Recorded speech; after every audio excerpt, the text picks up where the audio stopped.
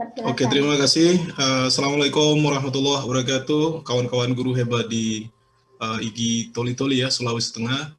Bangga sekali hari ini bisa hadir bersama kita di workshop pembelajaran TikTok ya. Dan juga hadir sebenarnya beberapa teman-teman di kepengurusan Ikatan Guru Indonesia. Dan ada saya lihat beberapa teman-teman yang cukup giat ya di beberapa pelatihan IGI, bahkan pelatihnya sendiri.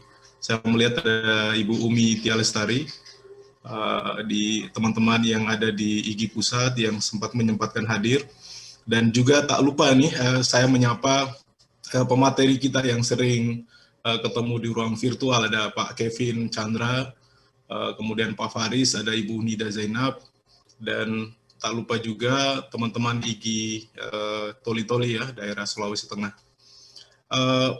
Perlu kami sampaikan bahwa ini adalah rangkaian tur 10 kota JSDI bekerjasama dengan TikTok dan menggandeng teman-teman Ikatan Guru Indonesia Kabupaten Kota yang kita sharing beberapa waktu yang lalu.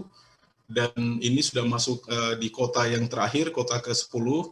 Kami berharap bahwa inovasi yang disuguhkan, yang disajikan oleh TikTok sebagai konten kreatif bisa dimanfaatkan atau bisa dimodifikasi sebagai sebuah inovasi pembelajaran juga bagi guru-guru hebat di seluruh tanah air, termasuk di IGI Toli-Toli. Dan ini karena sudah masuk pada rangkaian terakhir di 10 kota, kami berharap juga dari rangkaian kegiatan ini bisa memunculkan guru-guru hebat yang bisa mengimbangi pengetahuan TikTok di kebanyakan masyarakat kita, terutama di peserta didik. Karena selama ini yang kita anggap TikTok ini sebagai ajang hura-hura, ajang hiburan semata, tetapi sejatinya di tangan guru-guru hebat, di tangan guru-guru kreatif, TikTok edukasi ini bisa memfasilitasi siswa dan guru untuk saling berinteraksi tentunya. Akan banyak nanti disajikan oleh para pembicara-pembicara TikTok kita yang hebat-hebat hari ini, bagaimana cara memanfaatkan dan memfasilitasi TikTok hadir di ruang pembelajaran. Mungkin itu saja yang ingin saya sampaikan, terlebihnya nanti silakan kawan-kawan IGI Toli-Toli untuk berinteraksi dengan kawan-kawan di dalam grup. Silakan manfaatkan workshop ini dengan baik.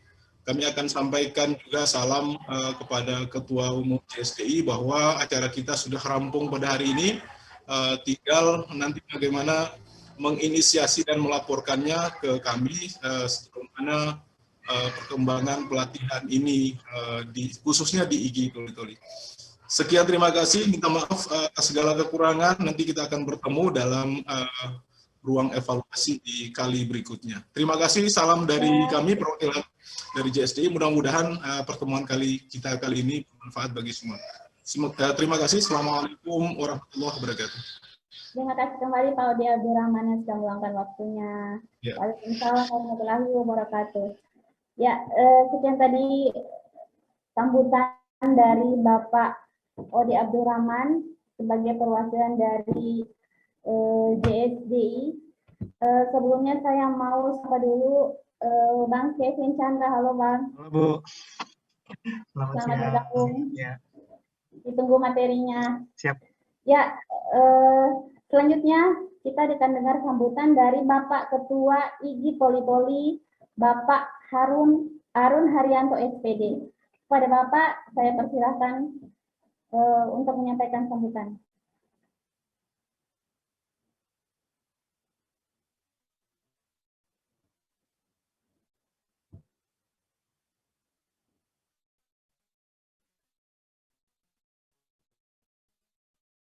Pak Arun,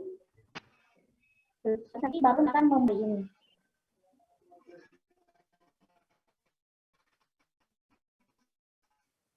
Bismillahirrahmanirrahim. Bismillahirrahmanirrahim. Assalamualaikum warahmatullahi wabarakatuh. Waalaikumsalam warahmatullahi wabarakatuh. Selamat siang dan salam sejahtera untuk kita semua. Yang saya hormati Ketua Umum JSDI Bapak Muhammad Ramli Rahim yang diwakili oleh Bapak Ode Abdurrahman selaku Ketua Program Kerjasama TikTok JSDI. Kemudian yang saya hormati Bapak Kevin Chandra, Senior Kategori Operation Manager TikTok Indonesia. Yang saya hormati Bapak Faris Mufid, Public Policy and Government Relation TikTok Indonesia. Kemudian Ibu Nida Zainab, Fasilitator TikTok Indonesia dan JSDI. Bapak Ibu pengurus IG Pusat dan Bapak Ibu pengurus JSDI Pusat yang saya hormati. Juga kawan-kawan panitia webinar TikTok edukasi dari Kabupaten Toli-Toli. Yang saya hormati dan saya banggakan peserta webinar TikTok edukasi ini yang sangat bersemangat ya, dari kemarin saya lihat di room chat WA Group sudah sangat luar biasa. Alhamdulillah, puji syukur kita panjatkan kehadirat Allah Rabbi yang telah memberikan rahmat dan karunia-Nya sehingga pada hari ini, hari Sabtu tanggal 6 Februari 2021, kita dapat berkumpul secara virtual pada event yang luar biasa ini. Semoga webinar ini akan memberikan dampak positif bagi dunia pendidikan kita yang tengah dilanda pandemi. Sehingga semua harus belajar dan mengajar daerah menggunakan platform atau berbasis teknologi informasi. Sholawat dan salam, marilah kita langitkan untuk baginda Rasulullah SAW beserta keluarga dan para sahabatnya. Semoga kelak kita semua mendapatkan syafaatnya di hari perhitungan. Bapak Ibu yang saya hormati, era disrupsi ini telah dimulai dengan diluncurkannya berbagai platform teknologi di segala lini kehidupan. Jika dahulu kita belajar sering berinteraksi langsung di ruang-ruang kelas, saat ini interaksi kita sebagai guru dan siswa bisa terjadi di mana saja. Situasi pandemi ini telah mengakselerasi kebutuhan teknologi informasi lebih dari yang kita bayangkan sebelumnya. TikTok adalah salah satu konten kreator yang paling populer di kalangan anak muda saat ini. Berbagai kreasi dan ekspresi anak-anak muda bagi air bah membanjiri lini masa berbagai sosial media. Aplikasi kreator video ini, musik dan gerak dengan konten yang sangat beragam. Anak-anak muda ini, mereka seolah berlomba bagaimana membuat konten yang paling spektakuler agar bisa memancing perhatian semua orang. Dibandingkan dengan animonya belajar dari rumah yang dibimbing para gurunya secara virtual dari rumah juga. Nah, ini sungguh sangat mengkhawatirkan. Beberapa orang tua siswa bahkan ada yang mengeluh secara terbuka kepada saya, pada guru, dan bahwa budaya belajar anaknya telah dikalahkan oleh kesukaannya bermedia sosial, terutama TikTok, IG, FB, YouTube, dan bermain game online yang lainnya. Ini adalah realitas sosial yang nyata terjadi di depan mata kita, para guru dan orang tua. Kita seolah tak berdaya menghadapi lompatan teknologi yang luar biasa ini. Banyak orang menjadi gagap menghadapi popularitas media sosial ini yang telah mengalahkan minat belajar para pelajar kita. Bahkan banyak di antara orang tua dan guru yang panik sampai menolak media-media sosial ini dan melarang anak-anaknya untuk menggunakannya karena dianggap telah merusak hidupnya. Apakah penolakan dan larangan itu berhasil? Tidak sama sekali. Anak-anak ini memiliki berbagai cara agar bisa seperti teman-teman yang lainnya untuk bisa eksis bermedia sosial. Menggunakan teknologi ini mengekspresikan dirinya entah secara terang-terangan atau sembunyi-sembunyi. Itulah fakta yang terjadi. Larangan dan penolakan orang tua dan sebagian guru justru mendapatkan perlawanan dari mereka. Beruntung kita sebagai organisasi Ikatan Guru Indonesia Kabupaten Toli-Toli diberikan kesempatan oleh JSDI dan TikTok Indonesia untuk menyelenggarakan webinar ya sekaligus pelatihan menggunakan platform yang paling populer di kalangan anak muda ini untuk menjadi media pembelajaran yang digemari ya, yang digemari oleh anak muda. Karena ibarat air bah, tidak mungkin kita akan membendungnya. Alih-alih akan berhasil, mungkin kita justru akan terbilas oleh zaman. Memanfaatkan media sosial ini dan menggunakannya pada hal-hal yang positif, termasuk memberikan materi belajar maupun meminta siswa mengerjakan tugasnya menggunakan platform ini sebagai counter bagi hal-hal yang dianggap merusak kebiasaan belajar para siswa dan anak-anak kita. Dari webinar dan pelatihan ini diharapkan para guru berkreasi membuat konten pembelajaran yang masif dan positif. Maka insya Allah itu akan mereduksi efek negatif media sosial yang digunakan tidak pada tempatnya. Akhirnya, kepada seluruh peserta, marilah berlomba-lomba membuat konten pembelajaran yang paling menarik menggunakan platform TikTok ini, agar siswa-siswi kita, putra-putri kita, tertarik belajar menggunakan TikTok yang sebelumnya dianggap menjadi perusak budaya belajar, menjadi sesuatu yang berguna. Sepatah dua patah kata dari saya selaku Ketua IG Kabupaten Toli-Toli, dan dengan ini, dengan mengucapkan Bismillahirrahmanirrahim bagi yang muslim dan bagi yang muslim menyesuaikan, marilah kita buka acara ini. Bismillahirrahmanirrahim.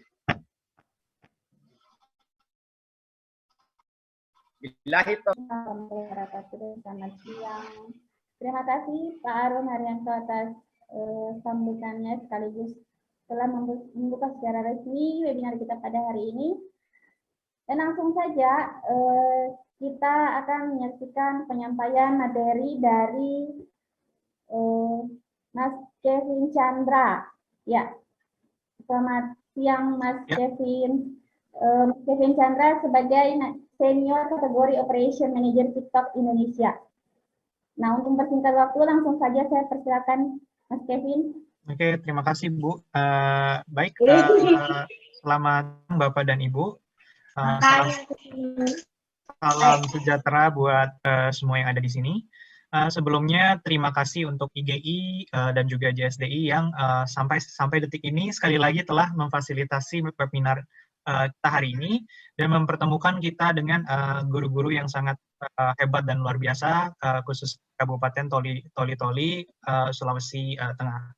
Terima kasih Pak Ode juga dari perwakilan JSDI, dan juga terima kasih Bapak Arun selaku Ketua IGI Wilayah Toli-Toli. Dan terima kasih juga buat Bapak Ibu sekalian yang telah berkenan hadir di webinar kita siang hari ini.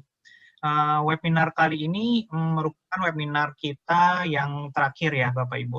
Semoga ke depan kita bisa terus bekerja sama dalam menggunakan media sosial, khususnya TikTok, untuk menyebarkan atau membagikan konten-konten yang positif dan juga edukatif ke masyarakat yang lebih luas.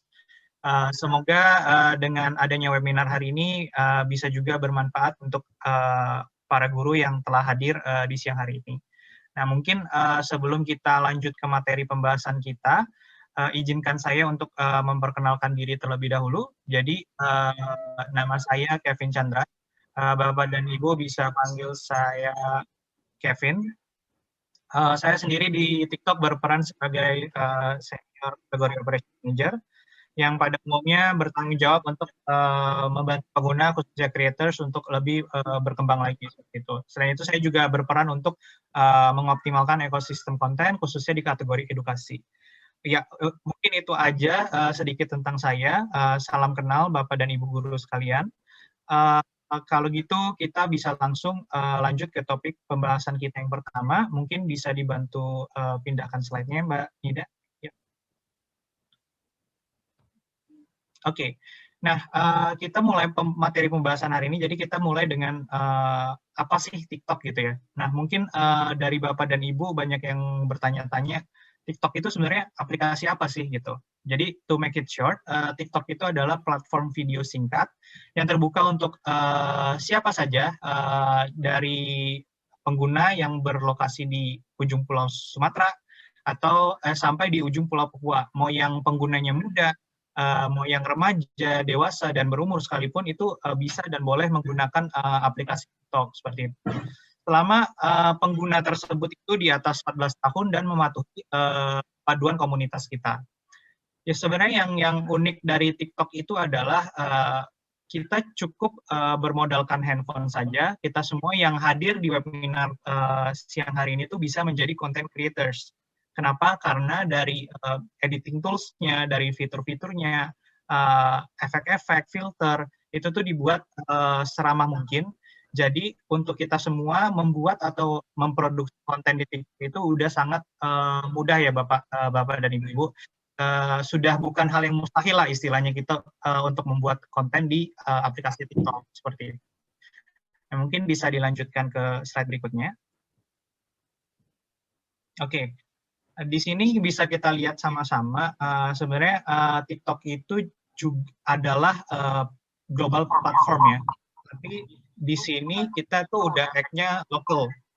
Kita udah beroperasi di 150 negara dan menggunakan 75 bahasa termasuk bahasa Indonesia. Serta memiliki 50 kantor global termasuk di Indonesia juga. Jadi memang semua tim kita itu berlokasi dan beroperasi di Indonesia.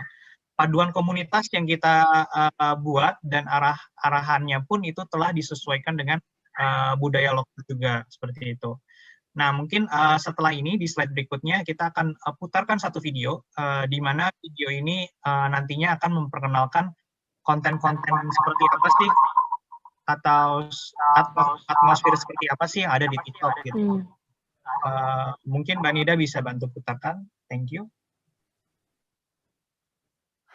3, 2, 1, action. TikTok. 3, 2, 1. Sarama.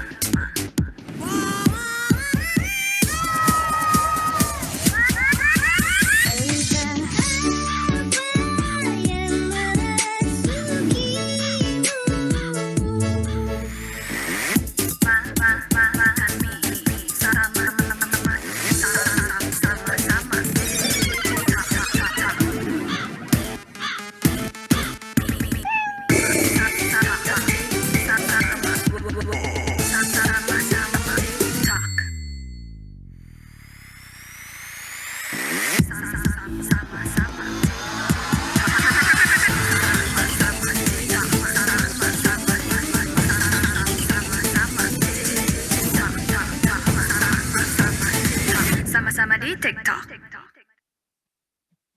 Ya, oke. Jadi itu dia barusan video yang mencerminkan TikTok banget ya. Jadi TikTok itu benar-benar beraneka ragam dari segi konten maupun usernya gitu, atau kreatornya. Jadi bukan hanya sebagai aplikasi yang menghibur, tapi TikTok barusan tadi kita lihat sama-sama juga ada konten edukasi, ada konten makanan juga, ada konten sport juga gitu.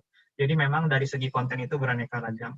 Terus kreatornya pun juga kalau misalnya tadi Bapak Ibu lihat ada yang muda, ada yang dewasa, ada yang tua juga gitu.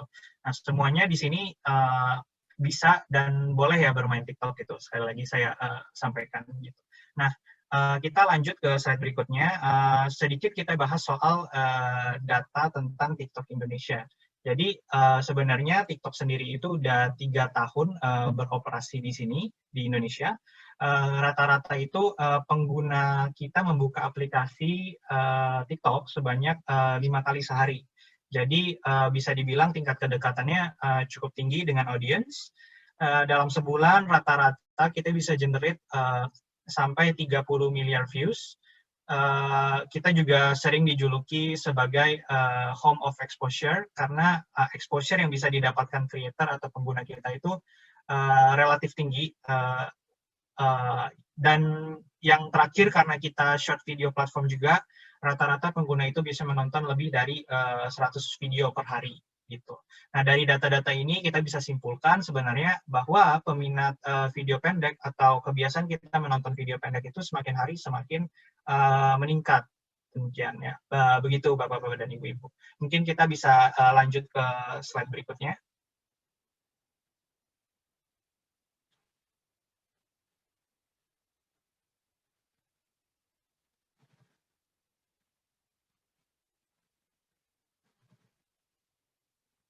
Ya, oke. Nah, bicara tentang misi, jadi misi dari TikTok itu apa sih seperti itu ya. Jadi misi utama kami itu sebenarnya adalah untuk menginspirasi kreativitas dan juga membawa kegembiraan atau yang kita sering sebut joy gitu ya. Nah, kreativitas di TikTok pun beraneka ragam mengikuti jumlah pengguna kita. Pengguna kita semakin hari semakin banyak, maka kreativitas yang muncul dari aplikasi TikTok pun juga semakin hari semakin banyak. Ada yang jago bikin video komedi gitu ya, konten-konten lucu. Ada juga yang passionnya bikin konten fashion dan beauty. Ada juga yang nge-vlog gitu. Ada juga yang passionnya di kategori food atau makanan. Bahkan ada juga yang jago membuat konten edukasi dan informatif, itu tidak terlihat bosan sama sekali gitu. Dia pintar ngemasnya seperti itu. Jadi kelima kategori yang baru saya sebutkan barusan adalah kategori konten yang sangat diminati di TikTok. Peringkat pertama itu kalau di ekosistem kita ada konten komedi, konten yang menghibur, konten lucu-lucuan. Dan sebenarnya yang paling mengejutkan itu adalah konten edukasi, itu ada di peringkat kedua gitu. Nah, kalau kita lihat dari data kita ya, internal data kita, demand dan supply untuk konten edukasi itu sangatlah tinggi. That's why ekosistem untuk konten edukasi ini terbentuk sangat cepat dan bahkan lebih menonjol dibandingkan konten lainnya. Mungkin nanti saya akan jelaskan lebih detail tentang konten-konten edukasi. Kita bisa lanjut ke slide berikutnya. Oke. Berhubung TikTok adalah platform untuk semua kalangan, semua orang di sini tuh bebas mengekspresikan dirinya ya. Jadi selain bisa dijadikan sebagai sarana untuk membuat konten-konten kreatif seperti di slide sebelumnya, di TikTok kita juga bisa menggunakan filter-filter atau efek-efek yang lucu atau yang kece-kece gitu untuk membuat video pendek seperti contoh-contoh video yang ada di screen kita saat ini gitu. Nah, mungkin kita bisa next ke slide berikutnya. Oke.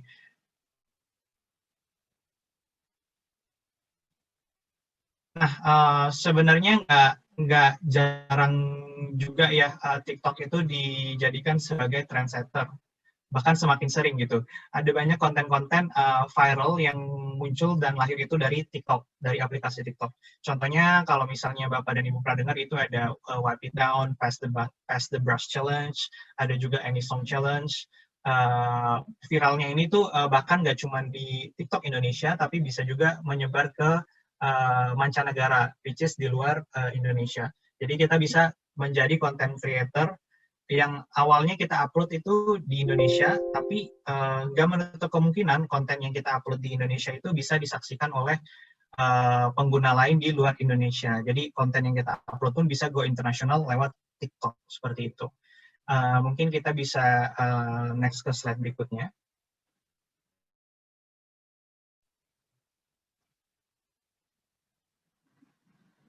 Oke. Jadi di slide ini kita menampilkan tampilan antar mukanya TikTok ya. Jadi 5 page ini atau 5 halaman ini adalah 5 halaman penting yang mungkin Bapak dan Ibu perlu pelajari atau ketahui ketika pertama kali mendownload TikTok gitu. Jadi kelima halaman ini adalah halaman yang mungkin nanti kita bakal lebih sering berinteraksi dengan mereka gitu ya.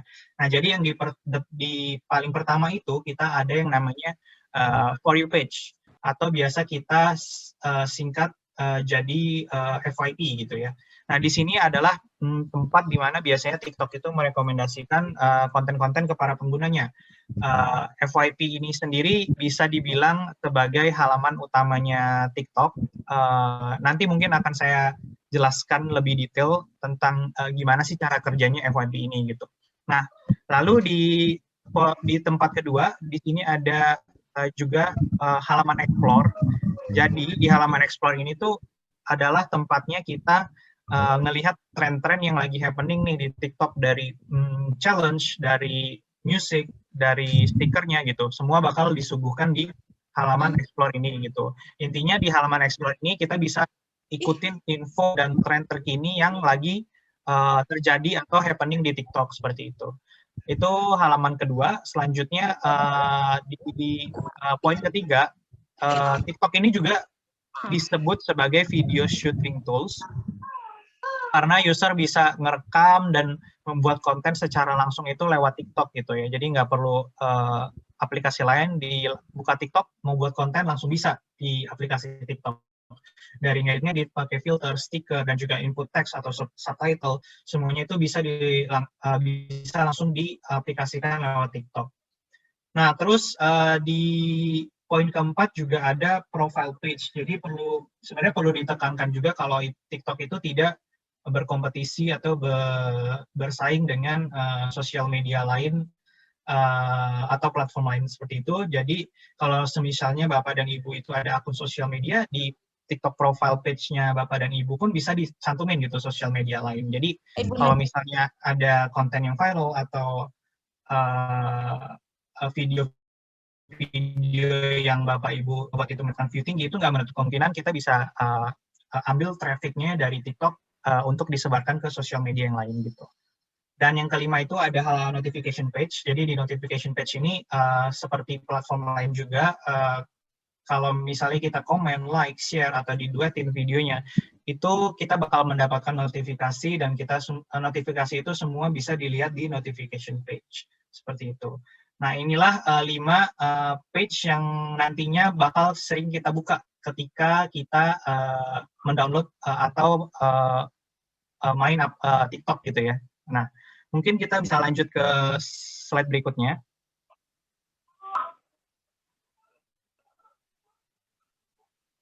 Oke. Nah, tadi sempat saya singgung juga di slide sebelumnya itu tentang FYP gitu. Nah, FYP ini sebenarnya adalah hal yang paling menarik ya di aplikasi TikTok gitu. Jadi mungkin sedikit fun facts juga tentang FYP atau biasa kita sebut For You page. TikTok itu sebenarnya bukanlah social media, melainkan content distribution platform. Nah, apa sih bedanya social media dengan content distribution platform? Saya ambil contoh ya untuk perbedaannya ya. Nah, kalau misalnya social media itu sangatlah berpatokan dengan yang namanya followers gitu ya. Jadi misalnya kalau Bapak Ibu punya sosial media, let's say gitu, fansnya itu ada 1.000 atau followersnya itu ada 1.000. Jadi ketika setiap hari Bapak dan Ibu upload konten di sosial media, yang bisa nonton konten Bapak dan Ibu itu kebanyakan adalah dari followers Bapak Ibu yang 1.000 orang itu aja kan.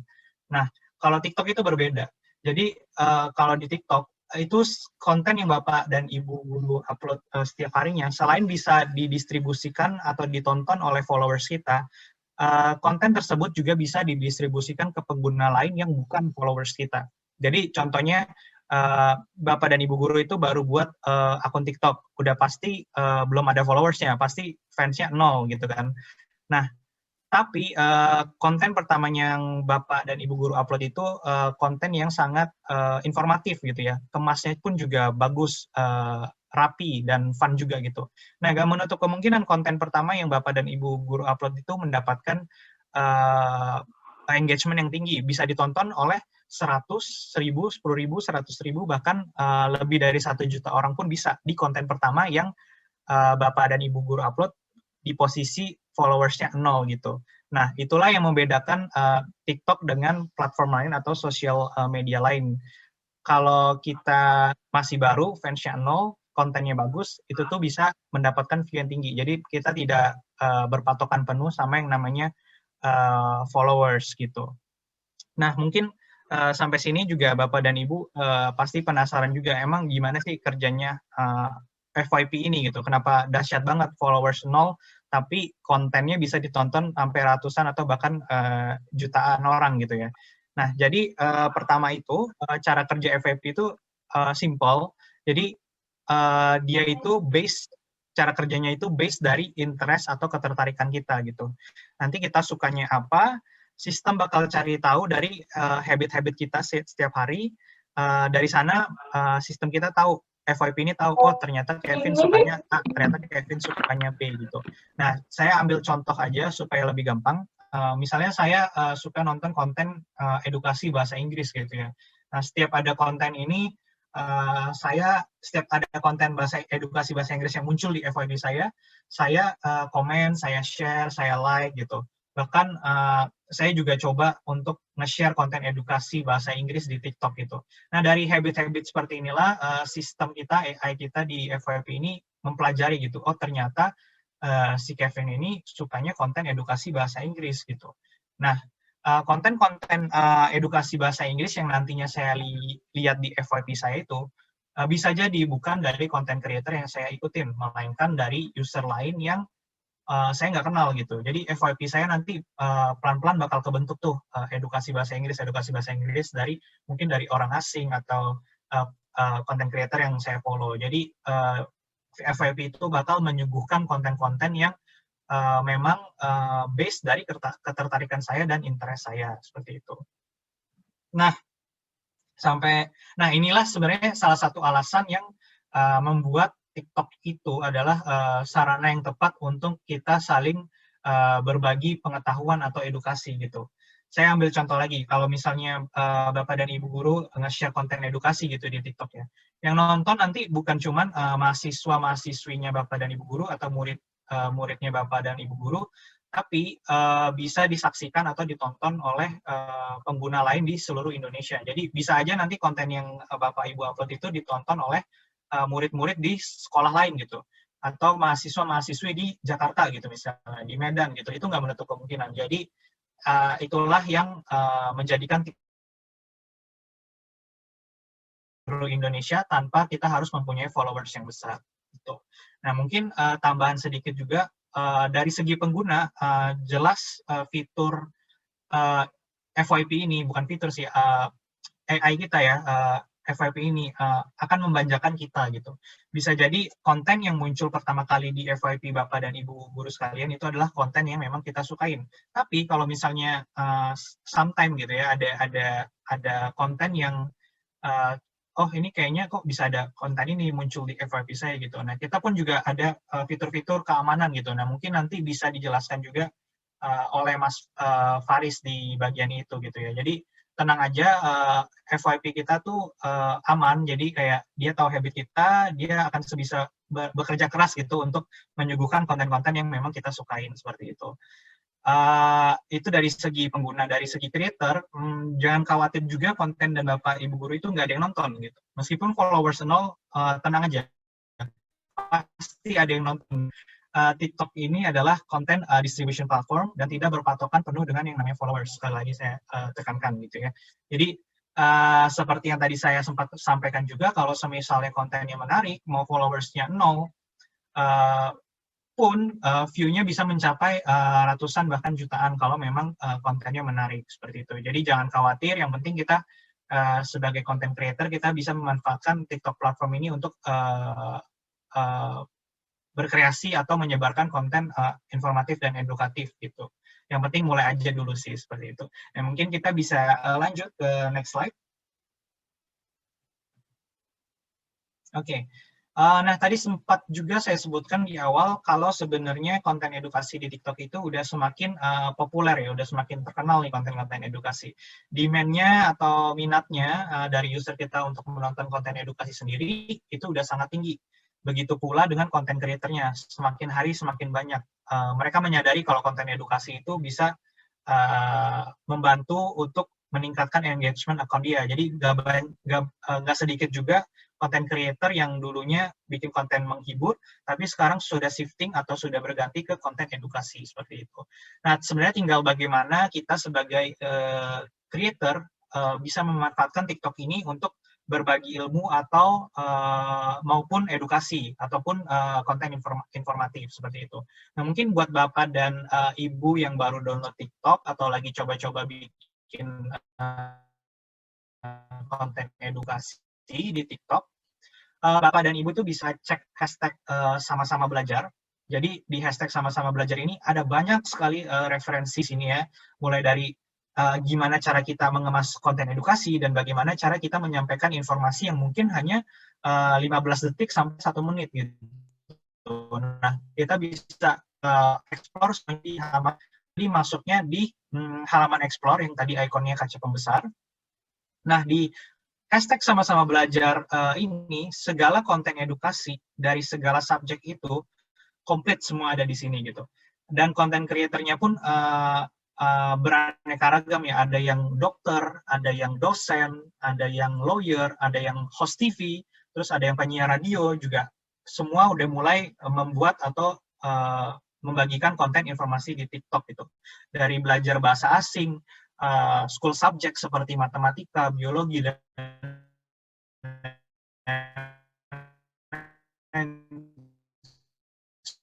semua udah ada sekitar 1,2 juta video dan telah dilihat lebih dari 40 miliar pengguna per hari ini. Jadi selain itu, yang poin ketiga juga, selain itu konten edukasi sendiri sudah menjadi 2 kategori teratas. Sekarang udah posisi kedua gitu. Itu pencapaian juga yang luar biasa yang kita capai di tahun lalu gitu ya. Nah, mungkin sedikit cerita tentang background hashtag sama-sama belajar ini, kampanye sama-sama belajar ini. Jadi kampanye ini awalnya kita launch di bulan Mei, bertepatan dengan Hari Pendidikan Nasional di tahun 2020 kemarin. Nah, dikarenakan semua aktivitas itu semenjak bulan Mei ya, kalau nggak salah dilakukan dari rumah, karena situasi pandemi dan sebagainya, dan ini adalah salah satu yang memicu pengguna atau kreator TikTok untuk memanfaatkan TikTok sebagai sarana untuk mencari informasi ataupun belajar online seperti itu. Nanti mungkin Bapak dan Ibu bisa setelah ini dicoba cek hashtagnya, hashtag kampanye ini sama-sama belajar. Di situ komplit deh pokoknya, ada konten edukasi dari segala bidang gitu. Dari saham juga ada yang sekarang lagi populer gitu ya. Itu semua juga di sama-sama belajar.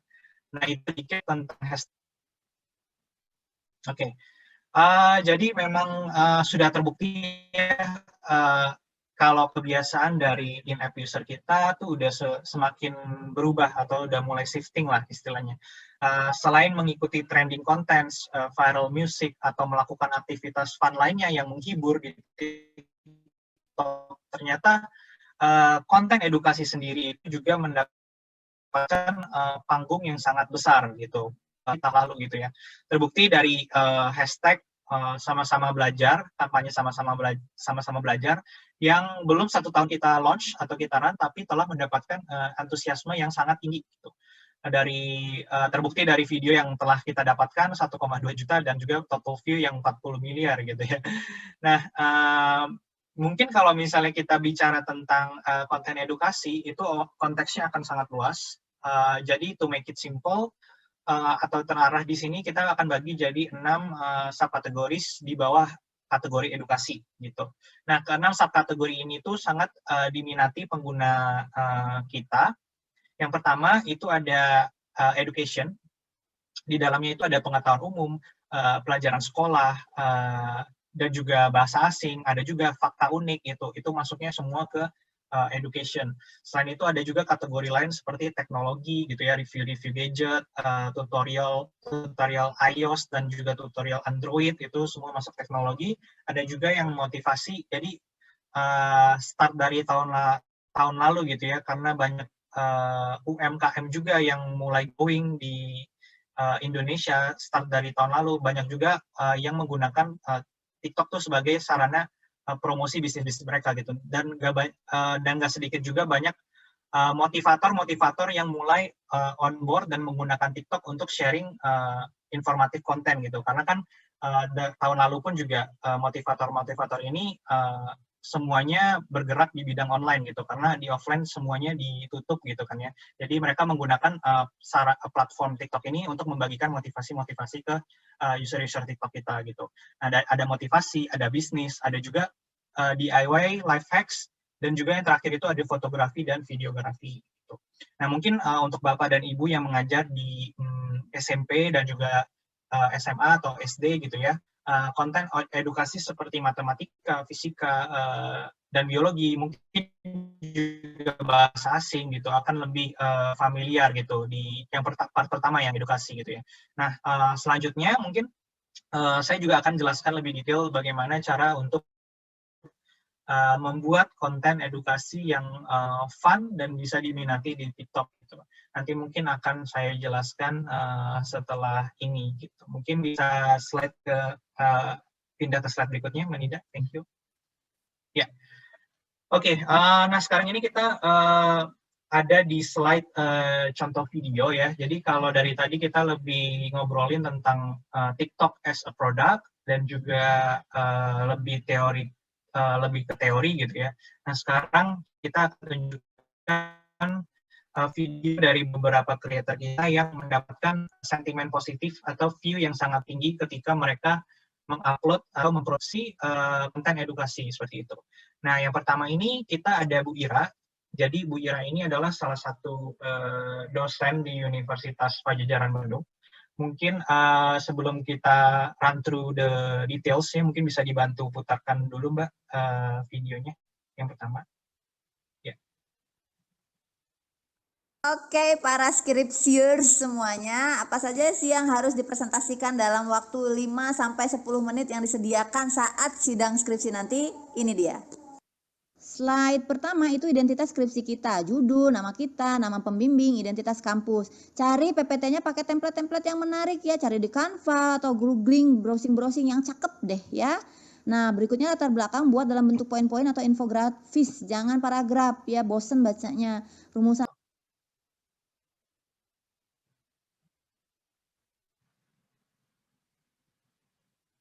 Kalian harus tahu rumus ini kalau misalkan nanti ketemu dimensi 3 yang kubus. Anggap rusuknya itu adalah A.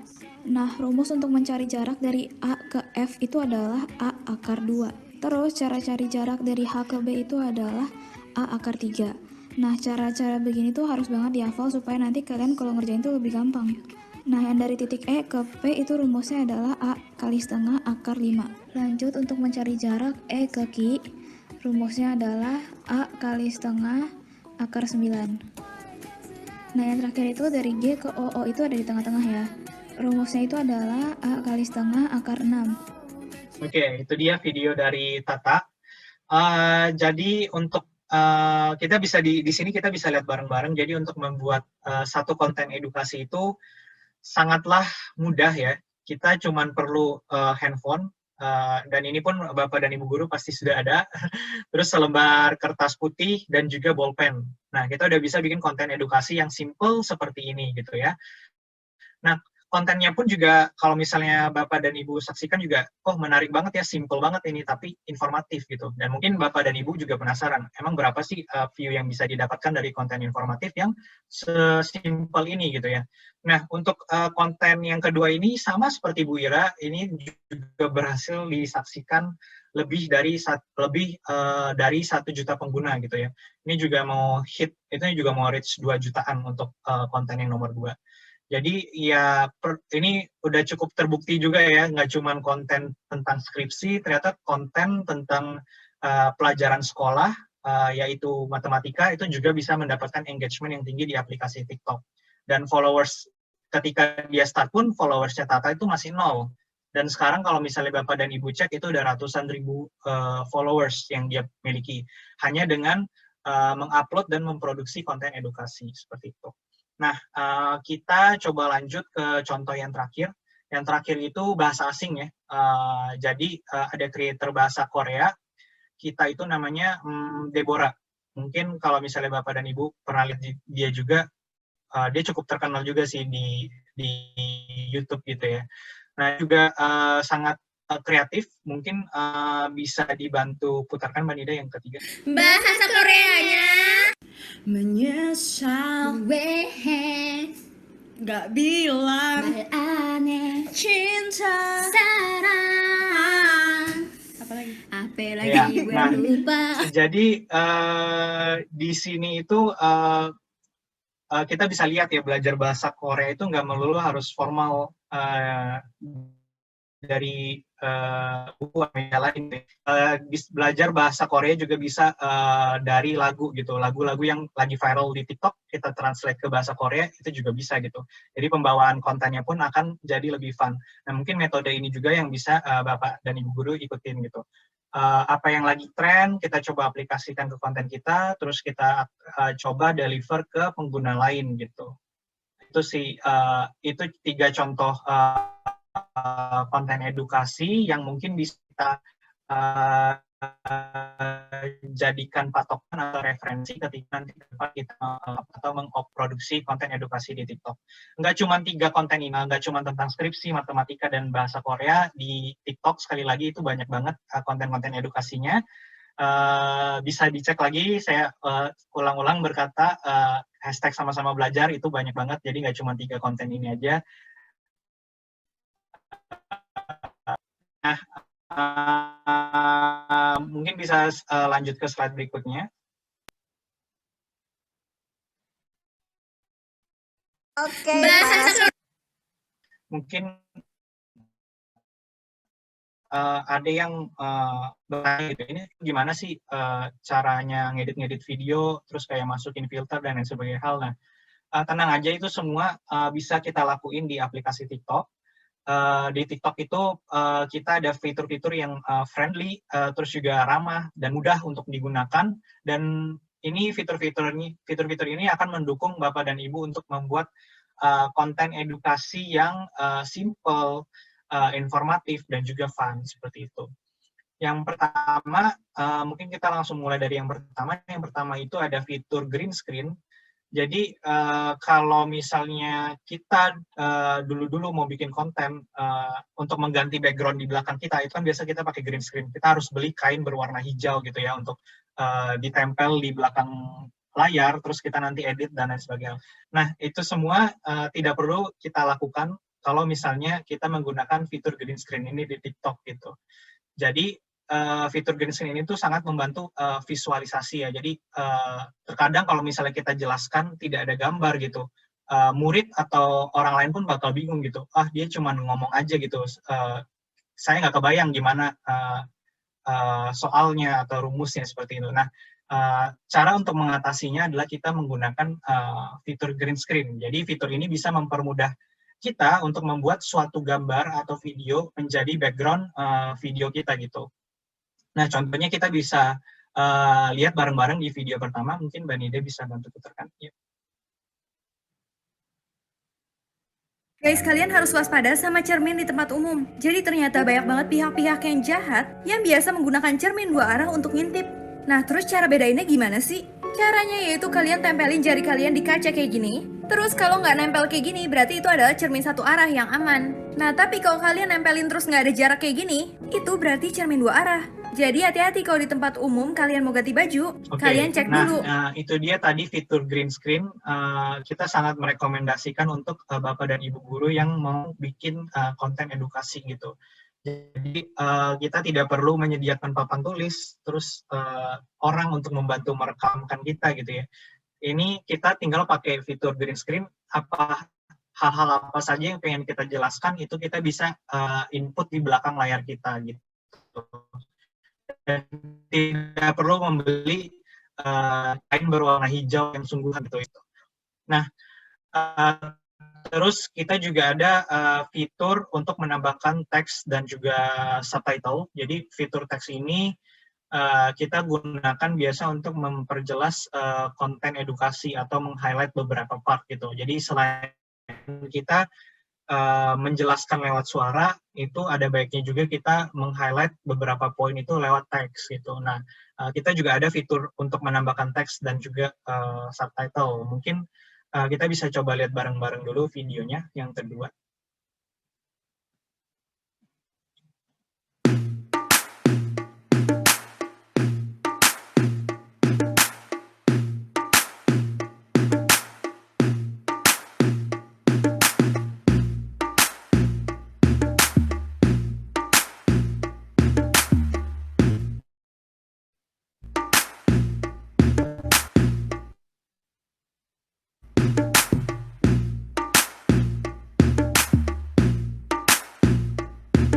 Oke, tadi kalau Bapak dan Ibu lihat di bagian awal, itu kan kreatornya input teks dan juga sedikit subtitle gitu ya. Nah, teks ini tuh bisa muncul dan juga bisa hilang juga.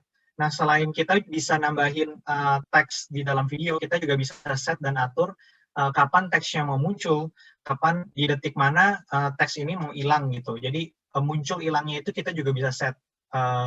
menggunakan fitur adding text ini gitu. Nah, di poin ketiga, kita ada fitur untuk menambahkan suara ke dalam video, atau istilah lainnya itu voice over atau dubbing. Jadi, ketika kita rekam video, kita nggak perlu langsung menjelaskan sambil ngomong, kita bisa rekam dulu videonya, nanti ketika edit, kita bisa sisipkan suara kita gitu. Jadi, rekam dulu videonya, terus nanti bagian akhir kita tinggal masukin suara, mau jelasin di part-part mana itu juga bisa. Jadi, nggak usah rekam sambil ngomong secara bersamaan, itu nggak perlu gitu. Nah, terus di poin ketiga ini juga selain kita bisa nambahkan suara, kita juga bisa ada fitur yang namanya voice changer gitu. Jadi suara yang Bapak dan Ibu guru masukkan ke dalam video itu bisa diedit juga tone-nya, nadanya. Jadi terdengar lebih menarik dan lebih enak didengar gitu. Jadi lebih engaging aja sih videonya. Mungkin kita bisa coba tonton di video yang ketiga. Ubah pot miniku yang udah hampir pecah jadi super astik. Caranya gampang banget guys. Kalian cukup siapin lem tembak dan juga tali goni. Terus untuk pot ini kalian kalau nggak punya pakai botol-botol bekas yang ada di rumah kalian juga bisa. Caranya gampang banget ya ini. Kalian tinggal kasih lem aja di potnya. Terus tali goninya tinggal ditempelin. Terus diputar-putar sampai full ke atas. Kalian bisa variasiin juga, kasih pita atau manik-manik gitu ya, tapi ini aku buat yang polosan aja. Gampang banget kan, jadi super asik.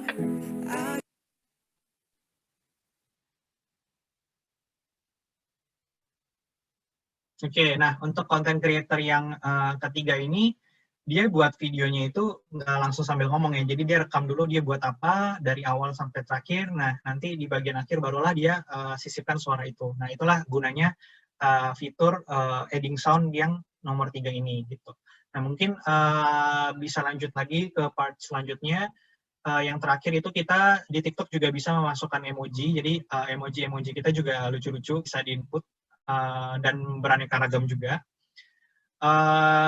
Kalau untuk yang video nomor 4 ini, content creator ini menggunakan emoji silang dan centang. Nah ini juga bisa kita pakai nanti untuk membuat konten edukasi. Jadi yang misalnya ada pertanyaan A, terus ada orang jawabnya B gitu. Itu salah, kita bisa kasih emoji silang. Kalau benar kita bisa kasih emoji centang. Itu juga bisa kita lakukan di aplikasi TikTok. Nah mungkin kita coba tonton bareng-bareng video yang keempat ini.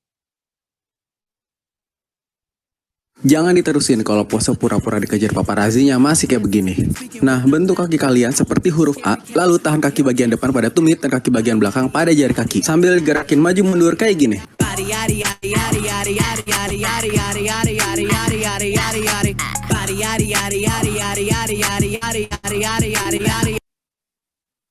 Oke.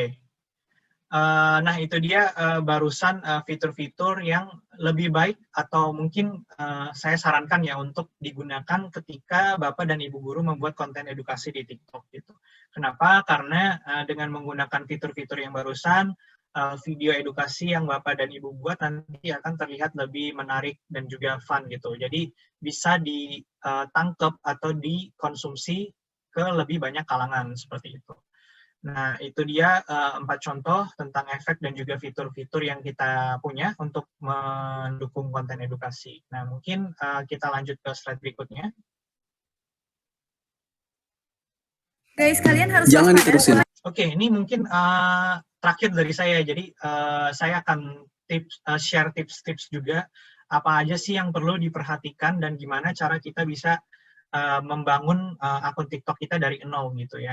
Nah, poin pertama, selalu lengkapi profil Bapak dan Ibu guru itu dengan tujuan pengguna-pengguna yang mengunjungi profil TikTok Bapak dan Ibu guru itu tahu kalau misalnya akun TikTok Bapak dan Ibu guru ini legit gitu, memang asli dan official.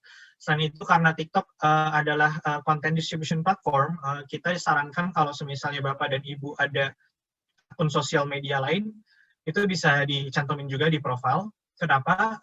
Karena yang tadi sempat saya mention juga, bisa aja suatu saat nanti ada salah satu konten yang Bapak dan Ibu guru upload, terus viral gitu tiba-tiba. Kita kan nggak pernah tahu ya. Jadi ketika video itu viral, pengguna TikTok itu biasanya mencari apakah Bapak dan Ibu guru ini ada sosial media yang lain gitu. Jadi ini juga penting untuk nge-grow akun TikTok Bapak dan Ibu guru dan sosial media Bapak Ibu guru di luar TikTok, seperti itu. Nah, itu poin yang pertama. Yang kedua, selalu up to date juga dengan current trend di luar maupun di dalam TikTok. Jadi kalau mau menjadi education creator yang handal di TikTok, kita juga harus tahu sedikit tentang tren-tren apa aja yang lagi happening di dalam dan di luar. Nah, tadi Bapak dan Ibu guru juga udah lihat contoh video di berbagai tipe konten.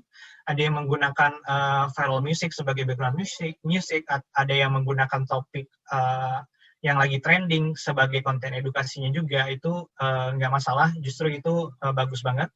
Nah, tren-tren ini pun kita bisa pantau di halaman Explore yang tadi sempat saya sebutkan, yang ikonnya kaca pembesar. Jadi memang udah praktis banget lah untuk info trending dan apa saja yang lagi happening, apa saja yang lagi terjadi di aplikasi TikTok atau di platform manapun, itu biasanya kita suguhkan di halaman Explore tersebut. Nah, yang ketiga, sebisa mungkin itu kalau mau posting, pilih cover video yang menarik. Jadi ketika nanti pengguna masuk ke profil TikTok Bapak dan Ibu guru, semua konten itu tertata rapi dan user tahu mau lihat konten yang mana aja, seperti itu. Nah, selanjutnya juga platform TikTok ini kan memungkinkan kita untuk komunikasi secara dua arah, ya kan ya. Jadi sebisa mungkin kita berinteraksi dan mendengarkan feedback dari followers atau netizen yang berkomentar di kolom komentar kita gitu. Bisa dibalas langsung di kolom komentar, bisa juga dibalas menggunakan video. Nah, ini kita juga ada fitur di mana kita bisa membalas komentar dengan video, nggak cuma texting aja gitu. Kita bisa menggunakan komentar netizen atau komentar followers kita untuk sebagai inspirasi atau ide gitu ya. Jadi kolom komentar ini juga sangat penting digunakan untuk nge-grow akun TikTok kita, seperti itu. Yang kelima, karena TikTok itu adalah short video platform, sebisa mungkin untuk menyampaikan informasi secara singkat, padat, dan juga jelas gitu. Karena kalau kelamaan juga user itu biasanya gampang bosan gitu. Jadi kita memang anjurkan untuk bisa mengemas konten edukasi dalam waktu 15 detik sampai dengan 1 menit. Bisa menggunakan fitur-fitur yang tadi, ada teks, ada juga voice over, ada juga emoji gitu ya. Itu bisa digunakan untuk membuat konten edukasi yang fun gitu. Konten-kontennya pun kita anjurkan untuk dikemas pembawaannya itu santai dan juga fun. Dengan tujuan apa? Dengan tujuan supaya pengguna lain itu nggak bosen gitu ya ketika nonton video Bapak dan Ibu guru, seperti itu. Dan yang terakhir, pastikan juga akun Bapak dan Ibu guru itu ada karakternya tersendiri, ada special karakter gitu. Kalau mau bahas tentang hitung-hitungan atau rumus matematika gitu ya, mungkin 70-80% konten Bapak dan Ibu guru itu harus tentang hitung-hitungan gitu. Itu untuk nge-build value di akun TikToknya Bapak dan Ibu guru. Begitu pula juga dengan kategori lain gitu ya. Selain itu juga harus konsisten. Jadi sebenarnya kita itu butuh proses untuk nge-grow akun TikTok kita dengan konten-konten yang kita suguhkan di aplikasi TikTok. Jadi memang butuh kesabaran dan juga konsistensi, intinya seperti itu. Nah, sampai sini mungkin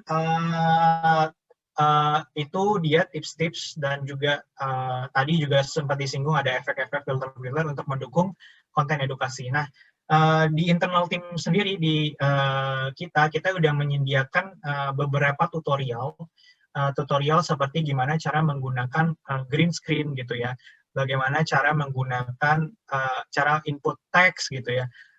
Itu kita udah buatin tutorial videonya, karena based dari webinar dengan kota-kota lain sebelumnya, itu mereka nanya gimana sih praktikalnya, gimana sih teknikalnya tuh gunain fitur-fitur yang tadi baru saya sampaikan.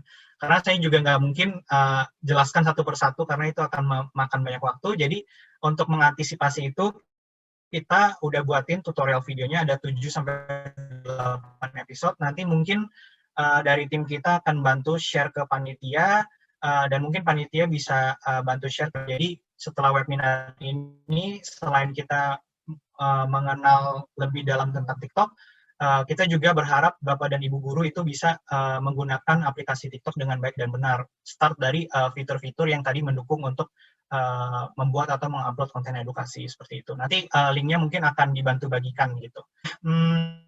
Itu aja sih tips yang perlu diperhatikan dari sekalian. Mungkin kita sebelum lanjut ke Mas Faris, masalah policy dan juga safety, kalau boleh saya summary sekali lagi, jadi kenapa TikTok itu adalah platform yang tepat untuk membuat konten edukasi, itu ada 3 poin. Jadi poin yang pertama itu adalah karena TikTok itu adalah content distribution platform, di mana kita tidak melihat jumlah followers, tapi murni hanya dari kontennya saja gitu. Dan konten edukasi sendiri, udah saya sampaikan juga, menduduki peringkat kedua. Jadi kita harus lebih kreatif lagi untuk membagikan konten-konten edukatif dan informatif ini. Dan semua orang yang hadir di webinar ini itu memiliki kesempatan yang sama ya. Jadi tidak ada perbedaan. As long as kita mulai upload, semua memiliki kesempatan yang sama untuk dikenal atau untuk membagikan konten edukasi yang baik dan benar di aplikasi TikTok. Nah, kedua itu kenapa TikTok adalah sarana yang tepat untuk menyebarkan konten edukasi. Karena kita memiliki fitur-fitur yang friendly dan ramah dan juga mudah. Seperti yang tadi, ada fitur text, sound, dan fitur-fitur lainnya. Sangat mendukung untuk membuat short video yang kontennya itu informatif dan juga edukatif. Dan yang ketiga, yang terakhir, konten informatif itu udah menjadi favorit masyarakat TikTok. Konten edukasi yang memiliki alur cerita dan mengedukasi akan lebih mudah untuk mendapatkan views karena konten edukasi balik lagi udah menjadi peringkat nomor 2 di TikTok gitu. Nah, terbukti juga tadi dari performance hashtag atau kampanye sama-sama belajar di TikTok telah mendapatkan lebih dari 40 miliar views dan juga 1,2 juta video gitu. Nah, mungkin itu aja sih dari saya, Bapak dan Ibu Guru mengenai produk TikTok as a product dan juga konten-konten edukasi di TikTok. Mudah-mudahan apa yang saya sampaikan hari ini bisa jelas. Semoga juga Bapak dan Ibu Guru bisa melihat sisi lain juga ya dari TikTok. Ternyata TikTok itu bukanlah sekedar aplikasi untuk hiburan semata. Tapi di TikTok itu kita bisa menyebarkan konten-konten yang informatif dan edukatif seperti itu. Ya, mungkin itu aja sih yang saya ingatkan ke Bapak Guru. Mungkin dari sini saya kembalikan ke moderator. Terima kasih. Terima kasih kembali Mas Kevin Chandra. Sangat menarik ya materi yang disampaikan oleh Mas Kevin. Semoga materi yang sudah disampaikan sama Mas Kevin tadi menjadi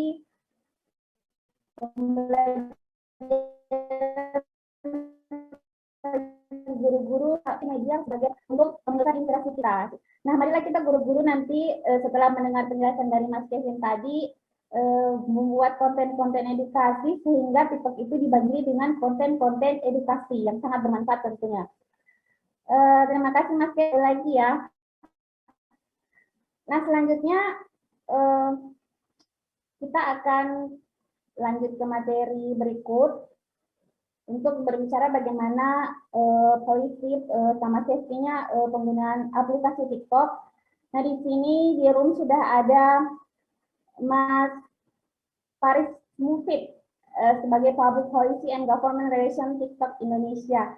Selamat sore, Assalamualaikum Mas Faris. Waalaikumsalam Mbak Wiki. Selamat sore Bapak Ibu semuanya. Ya, silakan Mas, saya persilahkan untuk menyampaikan materi berikutnya.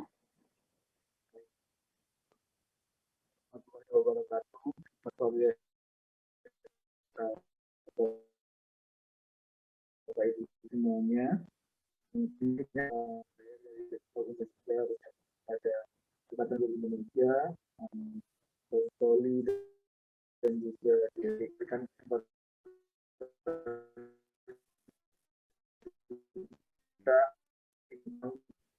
ini merupakan webinar terakhir dari rangkaian webinar yang telah kita lakukan di 2 kota, dan harapannya adalah melalui webinar ini kita dapat berbagi tentang bagaimana Bapak dan Ibu guru dapat memanfaatkan TikTok untuk menunjang proses pelajaran kepada murid-murid Bapak Ibu sekalian.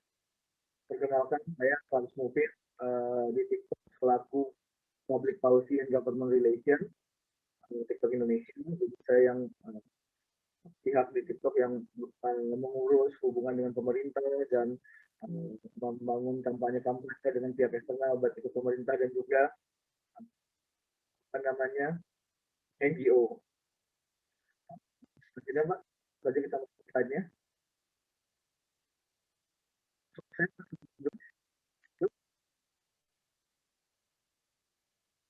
Apa ya?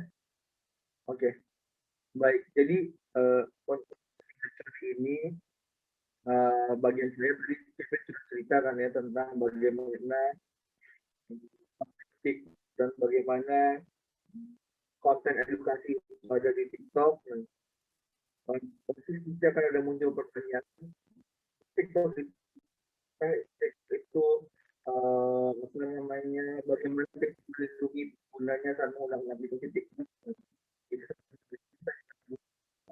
Menjelaskan sedikit mengenai beberapa tips yang kita lakukan melindungi agar tetap aman dan nyaman saat berada di aplikasi TikTok.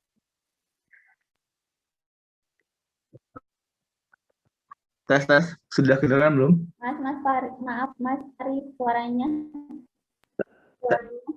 Tes. Udah belum? Oke, tadi ya. Oke, baik. Langsung saya lanjut lagi. Jadi ada 3 inisiatif yang kita lakukan. Yang pertama itu adalah berkaitan dengan kebijakan dan kontrol. Nah, dalam hal kebijakan dan kontrol ini, itu ada sebuah panduan yang kita siapkan, yang kita namakan sebagai panduan komunitas, di mana panduan komunitas ini semacam adab dalam menggunakan TikTok. Jadi apa yang diperbolehkan dan apa yang tidak diperbolehkan. Nah, jadi di dalam panduan komunitas ini kita atur mengenai tindakan-tindakan apa, konten seperti apa yang tidak diperbolehkan untuk dibuat di TikTok. Nah, panduan komunitas ini kita siapkan secara global, jadi berlaku di seluruh dunia. Tadi Kevin sempat sampaikan bahwa kita sudah hadir di 150 negara dengan 75 bahasa. Namun untuk Indonesia kita juga melokalisasinya juga, jadi kita adaptasi dengan konteks lokal Indonesia. Jadi ada beberapa hal yang mungkin berbeda dengan panduan komunitas di level global, karena kita terus menyesuaikan dengan peraturan perundang-undangan yang berlaku di Indonesia juga. Nah, selanjutnya di poin kedua adalah bagian teknologi dan manusia. Jadi di bagian kebijakan dan kontrol kita telah merumuskan mengenai panduan komunitas. Lalu tahap selanjutnya adalah bagaimana menegakkan panduan komunitas itu agar tetap dilaksanakan oleh para pengguna kita saat menggunakan TikTok. Nah, di bagian ini kita menyebutnya sebagai sistem moderasi, di mana ada 2 bagian sistem moderasi. Yang pertama adalah moderasi oleh teknologi, oleh mesin, dan kedua adalah moderasi oleh manusia. Nah, yang dimaksud oleh moderasi oleh teknologi adalah moderasi di tingkat pertama, di mana proses moderasi ini dilakukan oleh sistem kita. Jadi nanti sistem dan mesin itu yang akan mendeteksi konten yang masuk ke TikTok, itu apakah sudah sesuai dengan panduan komunitas yang telah kita tetapkan. Nah, mesin ini dapat mengecek konten-konten tersebut. Sebagai contoh misalnya, dalam panduan komunitas itu kita tidak memperbolehkan konten yang mengandung unsur pornografi atau ketelanjangan. Maka apabila ada konten yang mengandung unsur ketelanjangan tersebut, saat masuk ke moderasi oleh mesin, itu mesin otomatis akan mendeteksi hal tersebut dan juga langsung akan menindaklanjuti dan tidak merekomendasikan konten tersebut kepada pengguna TikTok lainnya. Itu yang dilakukan oleh konten moderasi di level teknologi atau mesin. Nah, di level berikutnya kita mempunyai moderasi oleh manusia.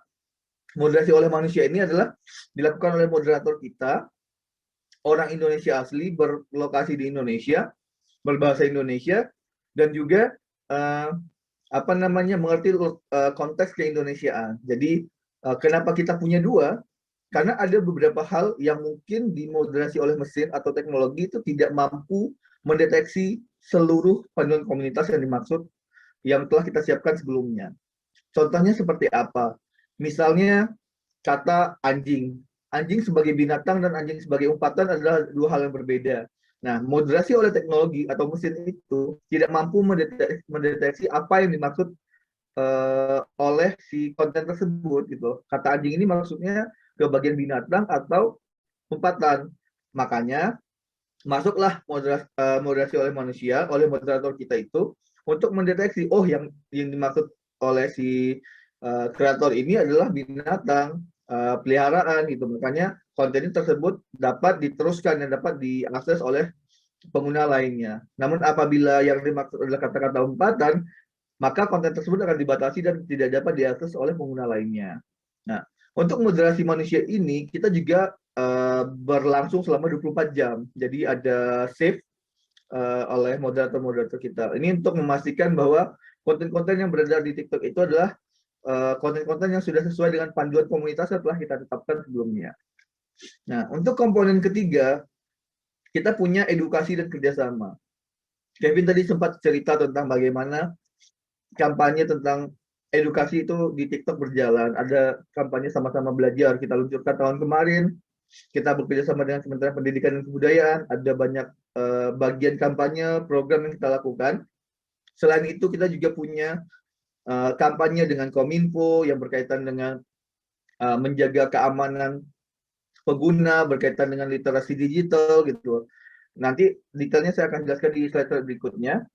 Namun intinya adalah komitmen TikTok untuk terus bekerja sama dengan eksternal stakeholder, baik itu pemerintah, NGO, Bapak Ibu guru, akademisi, dan juga orang tua, untuk terus memberikan masukan dan bekerja sama untuk mengkampanyekan tentang literasi digital, sehingga harapannya pengguna-pengguna TikTok itu dapat melek digital, jadi tidak hanya bisa menggunakan platform digital, gadget, tapi juga tahu apa yang harus dilakukan, apa hal-hal baik yang harus dilakukan saat menggunakan platform digital.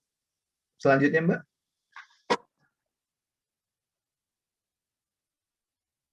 Nah, ini tadi yang sempat saya singgung juga, berkaitan dengan panduan komunitas kita. Jadi, kita sebagai perusahaan yang beroperasi di Indonesia, kita juga melokalisasi panduan komunitas yang tadi sudah kita siapkan untuk level global. Lokalisasinya itu ada banyak komponen atau indikator yang kita sesuaikan berkaitan dengan peraturan perundang-undangan, budaya, nilai-nilai sosial di masyarakat. Ini yang kita adaptasi di dalam panduan komunitas kita, dan kita masukkan dari pemerintah, dari NGO, dari ahli untuk memberikan masukan terhadap panduan komunitas kita. Makanya panduan ini juga akan diupdate secara berkala, biasanya 6 bulan sekali atau bahkan setahun sekali. Tujuannya adalah untuk tetap dapat keep dengan perkembangan peraturan dan konteks sosial masyarakat. Gitu. Selanjutnya. Nah, tadi berkaitan dengan panduan komunitas. Sekarang kita masuk berkaitan dengan fitur apa saja yang telah TikTok siapkan di dalam aplikasi TikTok untuk bisa mengkontrol keamanan. Jadi ada beberapa fitur yang telah kita luncurkan, yang kita sematkan di dalam aplikasi kita untuk mengcover hal ini. Yang pertama adalah larangan untuk berkirim pesan di aplikasi TikTok bagi pengguna yang berusia di bawah 16 tahun. Jadi reasoning di belakang fitur ini, alasannya adalah bahwa kita menemukan laporan, ada juga beberapa hasil research dari lembaga-lembaga eksternal yang menyebutkan bahwa di platform digital, di sosial media, perilaku predator seksual online itu pintu awal mereka di dalam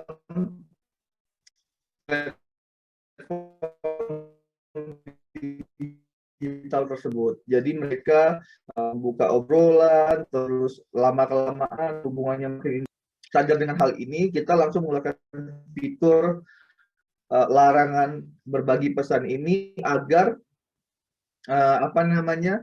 pintu ini kita dapat tutup dulu untuk peluang-peluang bagi pelaku predator seksual online itu untuk dapat menggait korban di aplikasi TikTok. Selanjutnya kita punya fitur kontrol pesan. Jadi kita sebagai pengguna dapat mengatur siapa saja yang dapat mengirimkan pesan kepada kita. Kan tidak semua orang nyaman apabila fitur pesannya itu dapat diakses oleh semua orang. Makanya misalnya saya cuma ingin yang bisa mengirimkan pesan dengan saya itu adalah teman-teman saja yang sudah saling follow di TikTok, itu bisa kita atur sendiri. Begitu juga dengan kontrol konten dan juga komentar. Jadi kita dapat mengontrol konten kita ini dapat dilihat oleh siapa saja, dan termasuk siapa saja yang bisa mengkomentari konten yang telah kita upload. Kita juga dapat memfilter komentar yang ada di konten yang kita upload. Jadi misalnya saya tidak nyaman disebut pendek atau hitam atau gendut, maka saya bisa filter kata-kata pendek, kata-kata hitam atau kata-kata gendut, sehingga kata-kata tersebut tidak muncul di kolom komentar dari konten yang saya upload. Di bagian paling akhir, bagian kontrol keamanan ini, kita juga punya fitur pelaporan. Jadi apabila pengguna, dalam hal ini misalnya Bapak Ibu nanti menjadi user TikTok, terus menemukan konten-konten yang dirasa tidak sesuai dengan panduan komunitas, itu Bapak Ibu bisa langsung laporkan di aplikasi TikTok secara langsung, menyebutkan jenis pelanggarannya seperti apa, untuk kemudian kita tindak lanjuti. Dan apabila nanti kita temukan bahwa pengguna tersebut melakukan pelanggaran, maka hukuman terberatnya adalah kita bisa menonaktifkan akunnya, jadi memblokir akun tersebut. Nah, untuk panduan komunitas itu Bapak Ibu bisa cek langsung di aplikasi TikTok. Jadi di bagian setting, di pengaturan nanti ada pilihan panduan komunitas, itu bisa dibaca agar Bapak Ibu juga paham apa aja sih hal-hal yang dilarang di TikTok, hal-hal yang tidak diperbolehkan di TikTok, sehingga saat Bapak Ibu menggunakan aplikasi TikTok dan menemukan konten yang dirasa tidak pantas, Bapak Ibu tahu, oh ini tuh melanggar yang ini nih, nanti bisa langsung dilaporkan. Lanjut, Mbak. Nah, ini contoh tahapan melakukan pelaporan di aplikasi TikTok. Jadi yang di gambar pertama itu terlihat ada bagian yang seperti panah yang dilingkari merah. Itu apabila konten tersebut dirasa tidak melanggar panduan komunitas, itu tinggal pencet yang tanda panah, kemudian lanjut ke gambar kedua itu ada lambang bendera, pencet itu, lanjut ke gambar ketiga itu pilihan jenis-jenis pelanggarannya, misalnya pornografi atau nudity, ketelanjangan, maka itu bisa langsung dilaporkan, disebutkan, oh ini konten ini mengandung unsur pornografi atau ketelanjangan. Makanya nanti kita akan cek dari tim kita yang terkait untuk kemudian kita tindak lanjuti. Lanjutnya, Mbak. Nah, selain itu sebagai basis kebijakannya TikTok, kita juga mempunyai gerbang batasan usia minimal. Jadi TikTok itu tidak ditujukan untuk anak-anak. Batas usia minimal pengguna TikTok di Indonesia adalah 14 tahun. Karena bagi kami, TikTok itu minimal usia pengguna TikTok itulah usia remaja, di usia 14 tahun. Nah, bagi pengguna yang di bawah usia 14 tahun, apabila kita menemukan laporan tentang hal tersebut, maka kita akan tindak lanjuti dan akan menutup akun si pengguna tersebut. Ini komitmen kita untuk menjaga agar anak-anak di bawah usia 14 tahun itu tidak mengakses konten-konten TikTok dan tidak terpapar konten-konten yang mungkin misalnya bagi anak yang berusia 5 tahun 6 tahun belum saatnya mereka melihat konten-konten tersebut, seperti itu. Selanjutnya, Mbak. Nah, kita juga punya fitur pelibatan keluarga. Nah, fitur Family Pairing Mode ini kita luncurkan di tengah tahun 2020 kemarin. itu kita melihat bahwa semenjak pandemi, di mana penggunaan gadget, penggunaan platform digital itu meningkat, ada gap, ada jarak antara orang tua dan anaknya saat berada di dunia digital. Kita melihat bahwa hal ini seharusnya bisa di-cover dengan inisiatif seperti ini. Makanya kita sematkan fitur ini di aplikasi kita, di mana orang tua itu nanti bisa terhubung dengan akun anaknya. Kita bisa hubungkan sehingga orang tua tahu konten seperti apa yang dikonsumsi oleh anaknya, siapa saja yang berinteraksi dengan anaknya di aplikasi TikTok, dan juga orang tua bisa mengkontrol misalnya berapa jam durasi yang diperbolehkan bagi anaknya untuk mengakses TikTok dalam sehari, misalnya 2 jam atau 3 jam. Maka setelah batas waktu yang ditentukan, itu aplikasi TikToknya akan terkunci dan hanya bisa dibuka di kemudian hari atau pakai password yang telah ditetapkan oleh orang tua.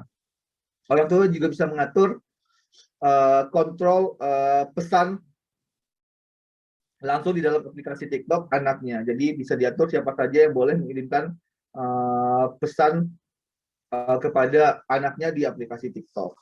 Ini juga bisa diatur langsung di aplikasi TikTok. Nanti silakan dibuka aplikasinya di bagian pengaturan, lalu pilih fitur family pairing, nanti tinggal disambungkan dengan akun milik anak dari Bapak Ibu sekalian. Selanjutnya.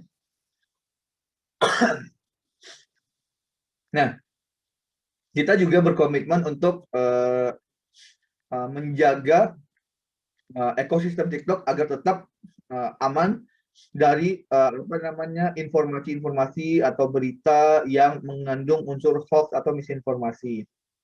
Oleh karena itu, kita bekerja sama dengan lembaga independen pers, jurnalistik, untuk memastikan dan melakukan cek fakta terhadap konten-konten yang dicurigai mengandung unsur-unsur hoax dan misinformasi tersebut.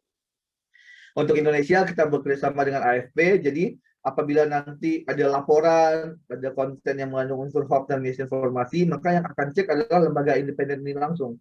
Jadi mereka akan cek, dan apabila itu terbukti mengandung unsur hoax atau misinformasi, maka mereka akan langsung men-take down konten tersebut. Tujuannya adalah kita ingin pengguna kita itu tidak terpapar konten-konten yang mengandung unsur-unsur hoax misinformasi yang dapat meresahkan pengguna kita saat berada di ekosistem TikTok. Next, Mbak. Nah, ini kampanye yang telah kita lakukan berkaitan tentang edukasi bagi keamanan pengguna. Tadi Kevin cerita tentang kampanye sama-sama belajar yang berkaitan dengan edukasi, di mana sudah banyak kegiatan yang kita lakukan juga. Nah, untuk bagian keamanan pengguna ini kita juga sudah melakukan beberapa kampanye juga. Salah satunya kita punya hashtag namanya sama-sama nyaman, di mana sama-sama nyaman ini sudah dilihat lebih dari 100 juta tayangan di TikTok. Nah, sama-sama nyaman ini intinya adalah kita mengajak konten kreator yang ada di TikTok untuk sharing tentang literasi digital dan juga bagaimana mereka memberikan pedoman tentang bermedia sosial, menggunakan platform digital dengan benar, bagaimana cara mengatur pengaturan akun, mengaktifkan kontrol komentar seperti yang saya sebutkan sebelumnya, dan juga saling menjaga sesama komunitas mereka. Kampanye ini juga tentang waktu itu kita sempat berkampanye tentang bagaimana melawan cyberbully yang jumlahnya meningkat semenjak terjadinya pandemi ini. Selanjutnya nanti saya coba jelaskan juga ada beberapa kampanye yang kita lakukan bersama pemerintah. Next, Mbak.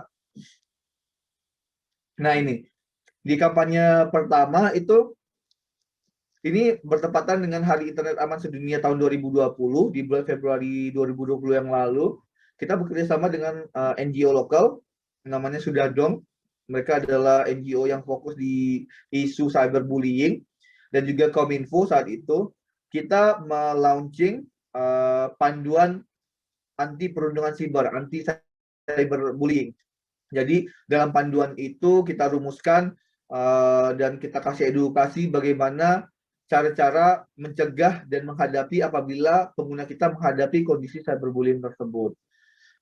Kampanye berikutnya masih terkait dengan literasi digital. Di bulan Agustus 2020, kita bersama Kominfo, kita luncurkan kampanye Si Berani. Ini kita juga ajak konten kreator yang ada di TikTok untuk mengajak pengguna kita untuk lebih bijak berinternet, terutama di masa-masa pandemi seperti sekarang, di mana rentang waktu kita dalam menggunakan digital platform itu meningkat sangat signifikan. Nah, kampanye terakhir di dalam slide ini itu sedikit mundur di 2019. Setelah pemilu 2019, kita launching kampanye bersama Kominfo. Waktu itu menterinya masih Pak Rudiantara. Kita kick off launch-nya bersama beliau. Kampanyenya judulnya Ayo Bersatu, hashtagnya. Ini tujuannya adalah mengajak pengguna-pengguna kita kembali bersatu setelah adanya perbedaan pendapat selama pemilu 2019. Ini juga mendapatkan minat yang cukup banyak waktu itu di TikTok, dan kita juga berkolaborasi dengan banyak konten kreator saat itu. Selanjutnya, Mbak. Nah, pada kedepannya TikTok juga akan terus mempromosikan tentang isu keamanan ini kepada komunitas yang ada di TikTok.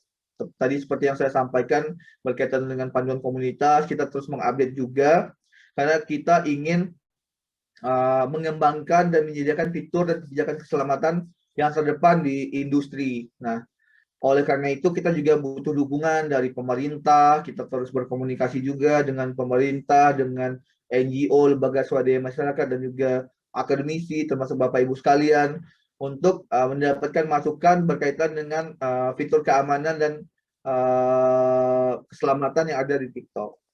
Seperti itu. Next. Nah, ini terakhir. Jadi untuk menutup sesi internet safety di bagian saya ingin kembali mengingatkan bahwa TikTok itu punya misi untuk menginspirasi dan membawa kegembiraan dan kreativitas oleh penggunanya. Namun kreativitas dan kegembiraan itu tidak dapat muncul apabila pengguna kita tidak mendapatkan rasa aman dan nyaman saat berada di aplikasi TikTok. Oleh karena itu, kita merumuskan kebijakan-kebijakan, inisiatif seperti tadi yang telah saya jelaskan sebelumnya, agar pengguna kita tetap aman dan nyaman saat ada di TikTok. Sehingga kita percaya kreativitas itu akan tetap muncul, dan kita percaya semua orang bisa jadi content creator. Nah, ada banyak hal yang bisa saling berbagi, terutama saat kita bicara tentang edukasi. Kevin tadi sempat bilang juga bahwa edukasi merupakan saat ini adalah konten kategori nomor 2 terbanyak peminatnya di TikTok Indonesia. Kedepannya kita akan terus mengembangkan ini. Kita bekerja sama dengan banyak pihak untuk meningkatkan konten-konten positif di TikTok, sehingga akan makin banyak orang lagi di Indonesia yang dapat manfaat dari konten-konten yang ada di TikTok. Di lain pihak, kita juga terus mengembangkan fitur keamanan kita, panduan komunitas kita, dan kita terus mensosialisasikannya juga agar pengguna kita semakin sadar dan saling menjaga juga saat berada di platform TikTok. Mungkin sekian dulu dari saya. Selanjutnya mungkin kita nanti bisa diskusi lebih lanjut dalam sesi tanya jawab. Sekali lagi terima kasih banyak untuk Bapak Ibu guru yang telah hadir di hari Sabtu weekend untuk mendengarkan kita berbagi tentang TikTok, baik itu dari sisi edukasi dan keamanan juga. Saya kembalikan kepada moderator. Assalamualaikum warahmatullahi wabarakatuh. Waalaikumsalam warahmatullahi wabarakatuh. Terima kasih Mas Faris atas materi yang tadi sampaikan, sangat berguna sekali ya. Buat Bapak Ibu, ternyata pengguna TikTok itu juga sangat safety ya. Selanjutnya kita akan sebelum masuk sesi tanya jawab, ditahan dulu Bapak Ibu pertanyaannya. Saya mau buka satu sesi dulu pertanyaannya. Jadi nanti yang mau bertanya silakan raise hand atau langsung ke kolom chat, Tapi yang saya utamakan dulu, raise hand dulu, baru siapa yang mau bicara untuk pemateri siapa? Kepada pemateri Mas Kevin atau Mas Faris pertanyaannya. Oke, saya buka room jawabnya. Silakan.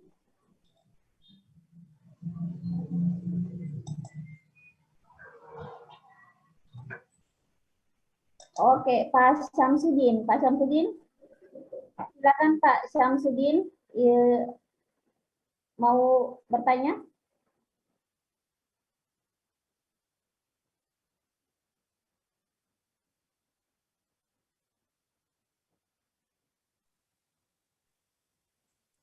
Oke, ini Bu.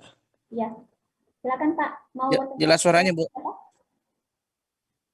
Jelas suaranya Bu? Jelas, jelas, jelas. Oke, ini mengenai kan ini kan TikTok, apakah kita bisa menggabungkan langsung ke semuanya aja Bu? Oh, ke semuanya, oke. Ya, apakah TikTok ini bisa kita kombinasikan dengan beberapa aplikasi lain, misalkan kita ingin kombinasi dengan YouTube sehingga bisa jalan sekaligus. Kan buat konten video bisa di YouTube, bisa juga kan kalau memang bisa buat di YouTube, apakah bisa kita sekaligus dengan TikTok gitu? Seperti itu. Terima kasih.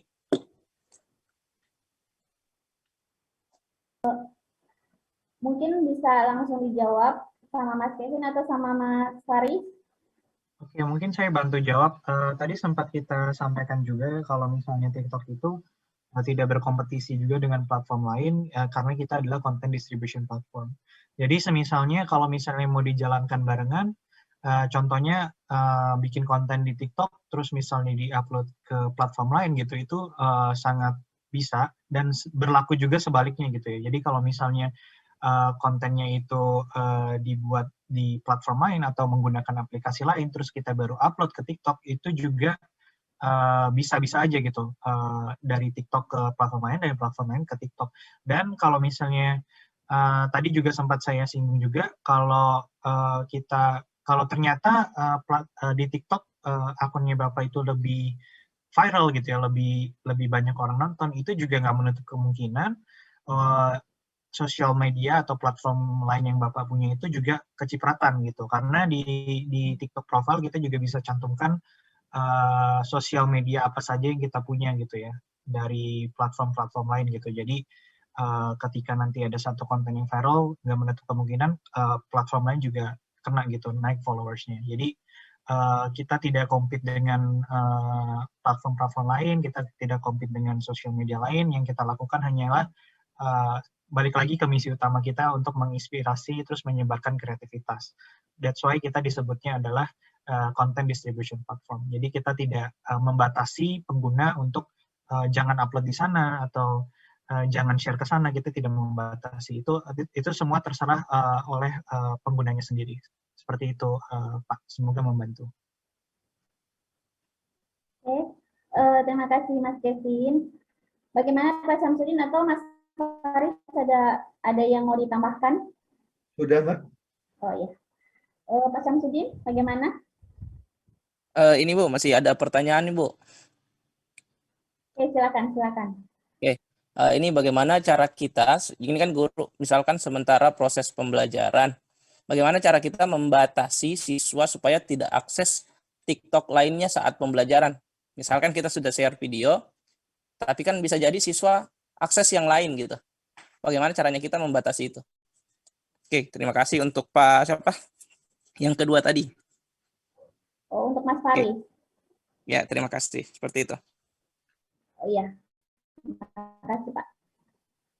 Baik. Ayo, untuk Mas Faris mungkin boleh dijawab. Katanya bagaimana cara membatasi agar siswa pada saat menggunakan TikTok dia tidak muncul itu video di luar edukasi seperti itu. Mungkin nanti Kevin bisa tambahkan ya, tapi saya coba bantu jawab dulu. Untuk membatasi ini mungkin bisa pendekatannya seperti ini, Pak. Bapak bikin kontennya di TikTok, memanfaatkan fitur-fitur edit yang ada di TikTok seperti yang sudah Kevin jelaskan sebelumnya. Nanti juga ada tutorial nanti yang akan di-share oleh Kevin. Mungkin bisa dibantu sama teman-teman panitia nantinya juga. Nah, setelah dibikin kontennya, itu kontennya di-download, Bapak download. Jadi selain Bapak upload di TikTok, Bapak bisa juga download konten-konten tersebut, kemudian Bapak share di ruangan kelas. Jadi murid-murid Bapak itu tidak mengakses konten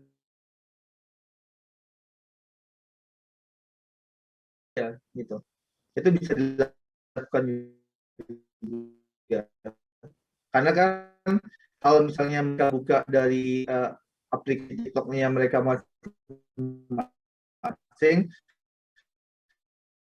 untuk membuat fokus, misalnya spesifik kita ngomong di jam pembelajaran, Bapak bisa misalnya download 5-10 video yang Bapak buat, konten-konten edukasi yang Bapak buat, kemudian dibagikan kepada murid-muridnya satu persatu, diperlihatkan ini contohnya untuk misalnya kita ngomong soal matematika, ini yang tentang trigonometrinya ini, tentang aljabarnya, rumus ruangnya ini gitu. Jadi lebih terfokus gitu loh konten-kontennya.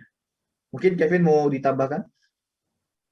Yap, benar banget, itu bisa jadi salah satu alternatif juga supaya murid-muridnya nggak ke-distract. Terus semisalnya juga Bapak misalnya belum mahir gitu ya untuk membuat konten TikTok, Bapak itu juga bisa download konten-konten edukasi lainnya di hashtag yang sama-sama belajar itu, terus nanti Bapak share juga tuh ke murid-muridnya. Jadi misalnya Bapak mengajar bahasa Inggris ya, nah konten edukasi bahasa Inggris di TikTok itu udah banyak banget gitu. Nanti tinggal Bapak download aja satu persatu kontennya, terus tinggal Bapak share gitu sesuai kebutuhan dengan murid-muridnya gitu. Itu juga bisa. Jadi selain Bapak nge-create konten sendiri, Bapak juga bisa ambil konten-konten dari konten creator yang udah duluan terjun gitu dan membahas edukasi misalnya tentang bahasa Inggris gitu. Jadi bisa dilakukan. Dan tadi juga sempat saya sebut, jadi sebenarnya untuk upload konten edukasi itu kalau misalnya Bapak tertarik untuk upload konten edukasi di TikTok, itu tuh yang menyaksikan bukan hanya murid-murid Bapak saja yang ada di kelas atau di sekolah tersebut, tapi bisa juga disaksikan oleh murid-murid dari sekolah lain atau dari kelas lain seperti itu. Jadi memang TikTok merupakan platform yang tepat lah kalau misalnya kita mau menyebarkan konten-konten yang sifatnya positif seperti itu. Itu aja sih tambahan dari saya. Thank you, Faris. Oke, baik. Terima kasih, Mas Kevin. Bagaimana, Bapak? Saya rasa jawaban dari Mas Faris sama Mas Kevin ini sudah sangat memuaskan ya, dan sangat jelas. Nah, sebelum saya lanjut, saya mohon maaf dulu untuk Bapak Ibu. Seharusnya saya sebagai host, dan nanti ada teman saya yang melanjutkan sesi tanya jawab, Ibu Yuni, yang akan memoderatori untuk sesi tanya jawab. Saya persilakan Ibu Yuni. Ya, makasih Bu Ici. Assalamualaikum warahmatullahi wabarakatuh. Bapak Ibu mohon maaf, saya tadi ada kendala masalah perangkat saya di rumah. Oke, untuk Mas Faris sama Mas Kevin, saya izin melanjutkan Bu Ici memandu acara diskusi. Selanjutnya masih dilanjut untuk sesi tanya jawab yang untuk raise hand. Nah, di sini ada yang raise hand. Ini ada Lintang Indarta. Oke. Ini Bapak atau Ibu sih? Soalnya saya takutnya manggil Bapak atau Ibu, jangan sampai kebalik. Soalnya nama Lintang nggak umum. Kayaknya umum sekali, untuk Bapak bisa, untuk Ibu. Ya, untuk Lintang saya persilakan, silakan buka mic-nya. Baik, terima kasih. Assalamualaikum warahmatullahi wabarakatuh. Waalaikumsalam. Saya Ibu, Mbak. Baik, yang sebenarnya bukan pertanyaan sih yang akan saya sampaikan. Saya hanya usul ke Mas Kevin atau ke Mas Faris. Bagaimana kalau diberikan tutorial sama kami penggunaan TikTok, mulai dari cara menggabungkan gambar, membuat slide, kemudian membuat background, tutorial yang lebih jelas. Sebab mungkin ada beberapa di sini yang mengikuti webinar ini, mungkin dari Ibu atau Bapak yang sudah usianya agak menengah ke atas, jadi kan perlu diberikan tutorial yang begitu jelas, detail, agar bisa mempraktekkan penggunaan TikTok edukasi ini ke anak-anak. Kalau saya pribadi memang saya sudah pengguna TikTok, tapi untuk edukasi saya masih belum mencoba. Jadi dari sini saya ingin mencoba menggunakan TikTok edukasi. Kemudian itu satu. Kedua, ya tadi ada yang sempat saya baca di chat, itu kan anak-anak usianya kan dibatasi ya, 16 atau 18 tahun. Bagaimana dengan yang usia-usia SD, SMP? Pasti kan mereka menggunakan akun palsu lah jelasnya. Gitu. Terima kasih. Itu saja Mas Kevin, Mas Faris. Oke, saya langsung bantu tanggapi. Terima kasih Bu Lintang atas usulannya dan pertanyaannya. Mungkin saya akan tanggapi poin nomor 1, sedangkan yang nomor 2 mungkin lebih ke Mas Faris ya. Yang untuk yang pertama, untuk usulan pembuatan tutorial itu sebenarnya kita sudah membuat tutorial yang dikemas singkat, padat, dan jelas juga. Itu dalam bentuk video TikTok ya. Jadi ada 7 episode, kita berencana untuk membuatnya 10 episode. So, sejauh ini kita udah ada 7 episode. Jadi dari cara misalnya nambahin subtitle, dari cara menggunakan fitur-fiturnya itu sudah kami persiapkan. Jadi mungkin setelah workshop ini mungkin Mbak Nida juga bisa bantu share video link kemarin Mbak untuk ke panitia, agar panitia juga bisa membantu mendistribusikan tutorial-tutorial tersebut ke Bapak dan Ibu guru sekalian. Jadi penggunaan TikTok-nya bisa lebih atau pemahaman tentang aplikasi TikTok-nya bisa lebih dalam lagi gitu. Karena untuk workshop ini memang kita tujukan supaya Bapak dan Ibu guru memiliki pemahaman dulu tentang aplikasi TikTok dan kategori edukasi. Nah, untuk praktikalnya atau technical things-nya itu nanti tinggal Bapak dan Ibu guru pelajari di link-link yang nanti akan kita sebarkan ke grup ya, grup Telegram ataupun WhatsApp gitu. Nanti mungkin Mbak Nida bisa bantu di sana. Itu sih yang untuk usulannya yang pertama. Thank you banget. Itu kita lagi melengkapi juga, so far ada 7 episode. Nah, untuk yang kedua mungkin Mas Faris bisa bantu jawab. Terima kasih. Ya. Terima kasih Bu Lintang pertanyaannya. Untuk yang soal nomor 2, mungkin approach-nya bisa sama kita lakukan seperti pertanyaan yang di awal ya. Jadi memang TikTok ini kan kalau untuk pengguna kan kita tidak menyasar pengguna di usia 14 tahun ke bawah.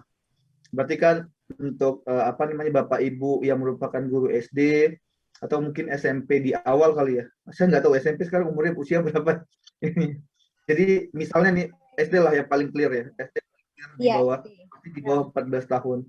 Nah, itu mungkin approach-nya itu tidak tidak menyuruh murid-muridnya untuk menjadi pengguna TikTok. Jadi Bapak Ibu guru bisa pakai pendekatan download video Bapak Ibu guru yang udah disiapkan, nanti di-share video yang sudah di-download tadi kepada murid-muridnya. Jadi kan bentuk medium pembelajarannya berbeda, video dan kekinian video TikTok gitu. Jadi biar muridnya itu juga lebih relate nih, karena kan sekarang ya ada riset tadi yang menyebutkan, Kevin sempat nge-post juga mungkin, bahwa attention span fokus anak-anak itu sekarang dalam menyaksikan sesuatu, konsumsi sesuatu itu udah 8 detik. Kalau dulu tuh milenial itu 30 detik. Sekarang tuh Gen Z itu 8 detik. Jadi kalau dia lihat 8 detik itu udah nggak menarik, mereka skip.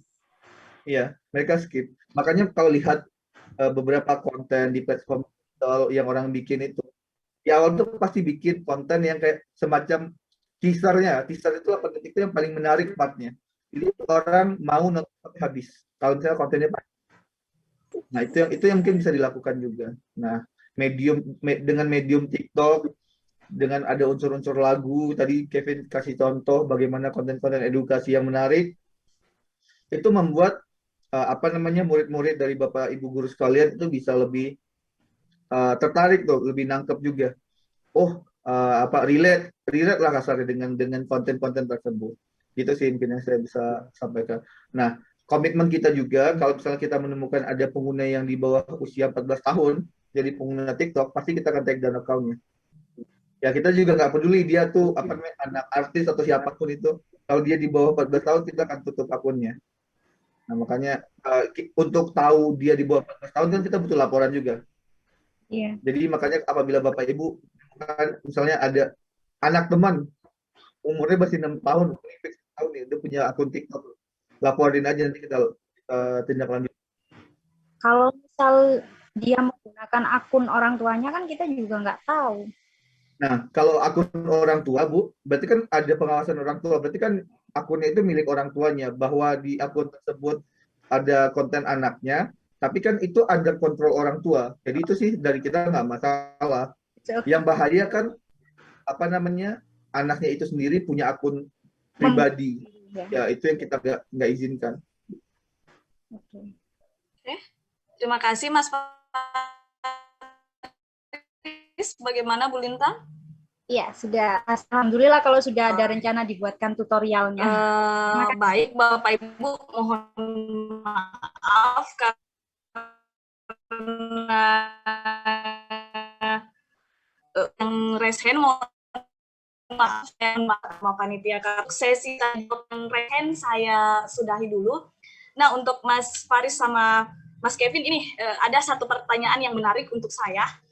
Saya pribadi juga sering dapat itu seperti broadcast untuk bayar 500.000. Nah kalau sudah daftar itu dari TikTok atau dari mana sih begitu? Ada tadi yang sempat saya baca lewat-lewat di chat, katanya kalau habis itu tinggal nonton iklan, like video bisa dapat 22.000 per hari. Nah kira-kira itu seperti apa Mas Kevin dan Mas Faris? Terima kasih. Oke, mungkin bisa bantu jawab nanti Faris kalau mau follow up juga boleh. Jadi untuk masalah itu kalau nggak salah nama programnya TikTok Cash ya kalau nggak salah ya. Jadi untuk skema-skema seperti itu sama sekali perlu ditekankan ya, kita dari official team juga itu adalah program yang bukan didukung atau official dari TikTok Indonesia gitu. Jadi perlu diperhatikan juga, atau kita sebagai pengguna atau yang menerima broadcast itu juga harus mencari informasi lebih detail ya. Kita juga tidak tahu terlalu detail tentang project ini. Jadi kita kalau dari kita anjurkan untuk Bapak Ibu untuk berhati-hati juga. Dan kejadian atau masalah yang terjadi dengan mungkin platform ini atau project ini adalah bukan tanggung jawab dari TikTok Indonesia gitu. Jadi perlu ditekankan project ini bukan official dari TikTok Indonesia. Seperti itu Bu. Mungkin bisa membantu. Ya. Terima kasih. Oh ya, makasih Mas Faris dan Mas Kevin. Saya rasa untuk sesi tanya jawab disudahi dulu. Untuk Bapak Ibu yang masih. Mbak. Ya. Halo. Halo. Boleh bertanya satu saja. Bagaimana? Mas Kevin sama Mas Faris? Boleh bertanya Mas Kevin, satu saja. Boleh. Ya, boleh. Ya. Kemarin malam saya juga ikut. Ini ikut lagi. Iya. Ini Mas, saya kan pernah buat TikTok ya. Bu sudah punya 4. Terus tadi saya lihat, saya coba setelah pelatihan kemarin saya coba. Kok satu itu ada pemberitahuan video dihapus karena melanggar apa itu gitu. Terus gimana itu? Apa berpengaruh terhadap TikTok punya saya yang lain atau akun saya? Terima kasih.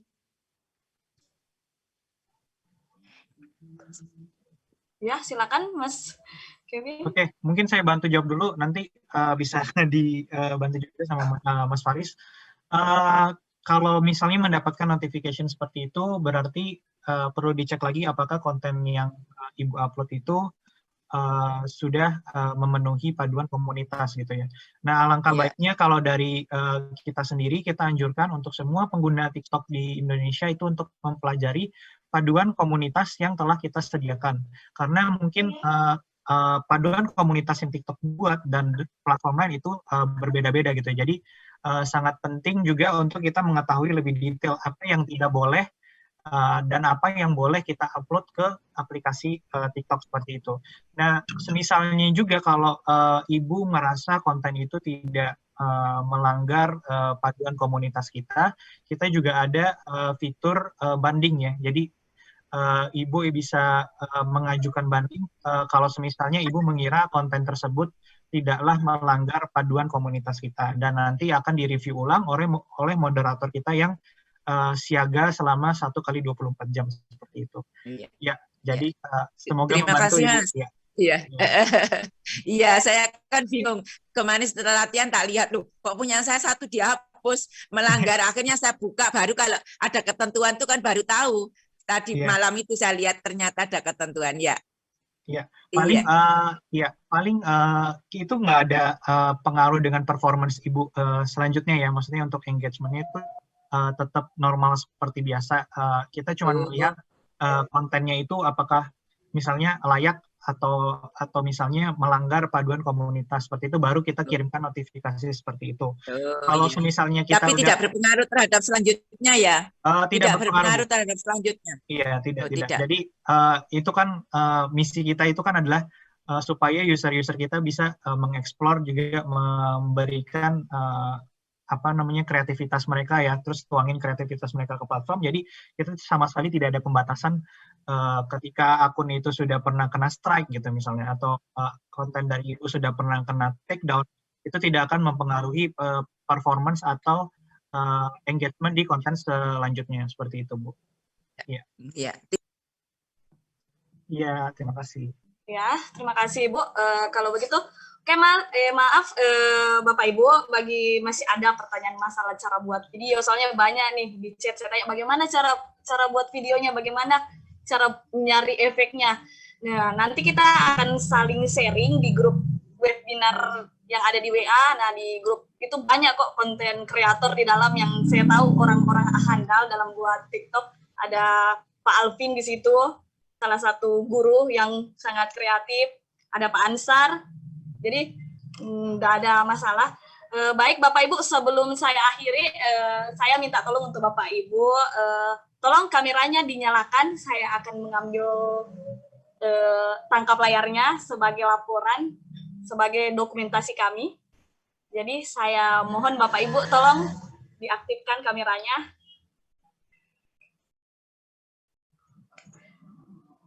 Oke, saya screen dulu. Oke, baik. Tadi dikunci oleh host, jadi tidak bisa buka mic. Oh iya. Sudah.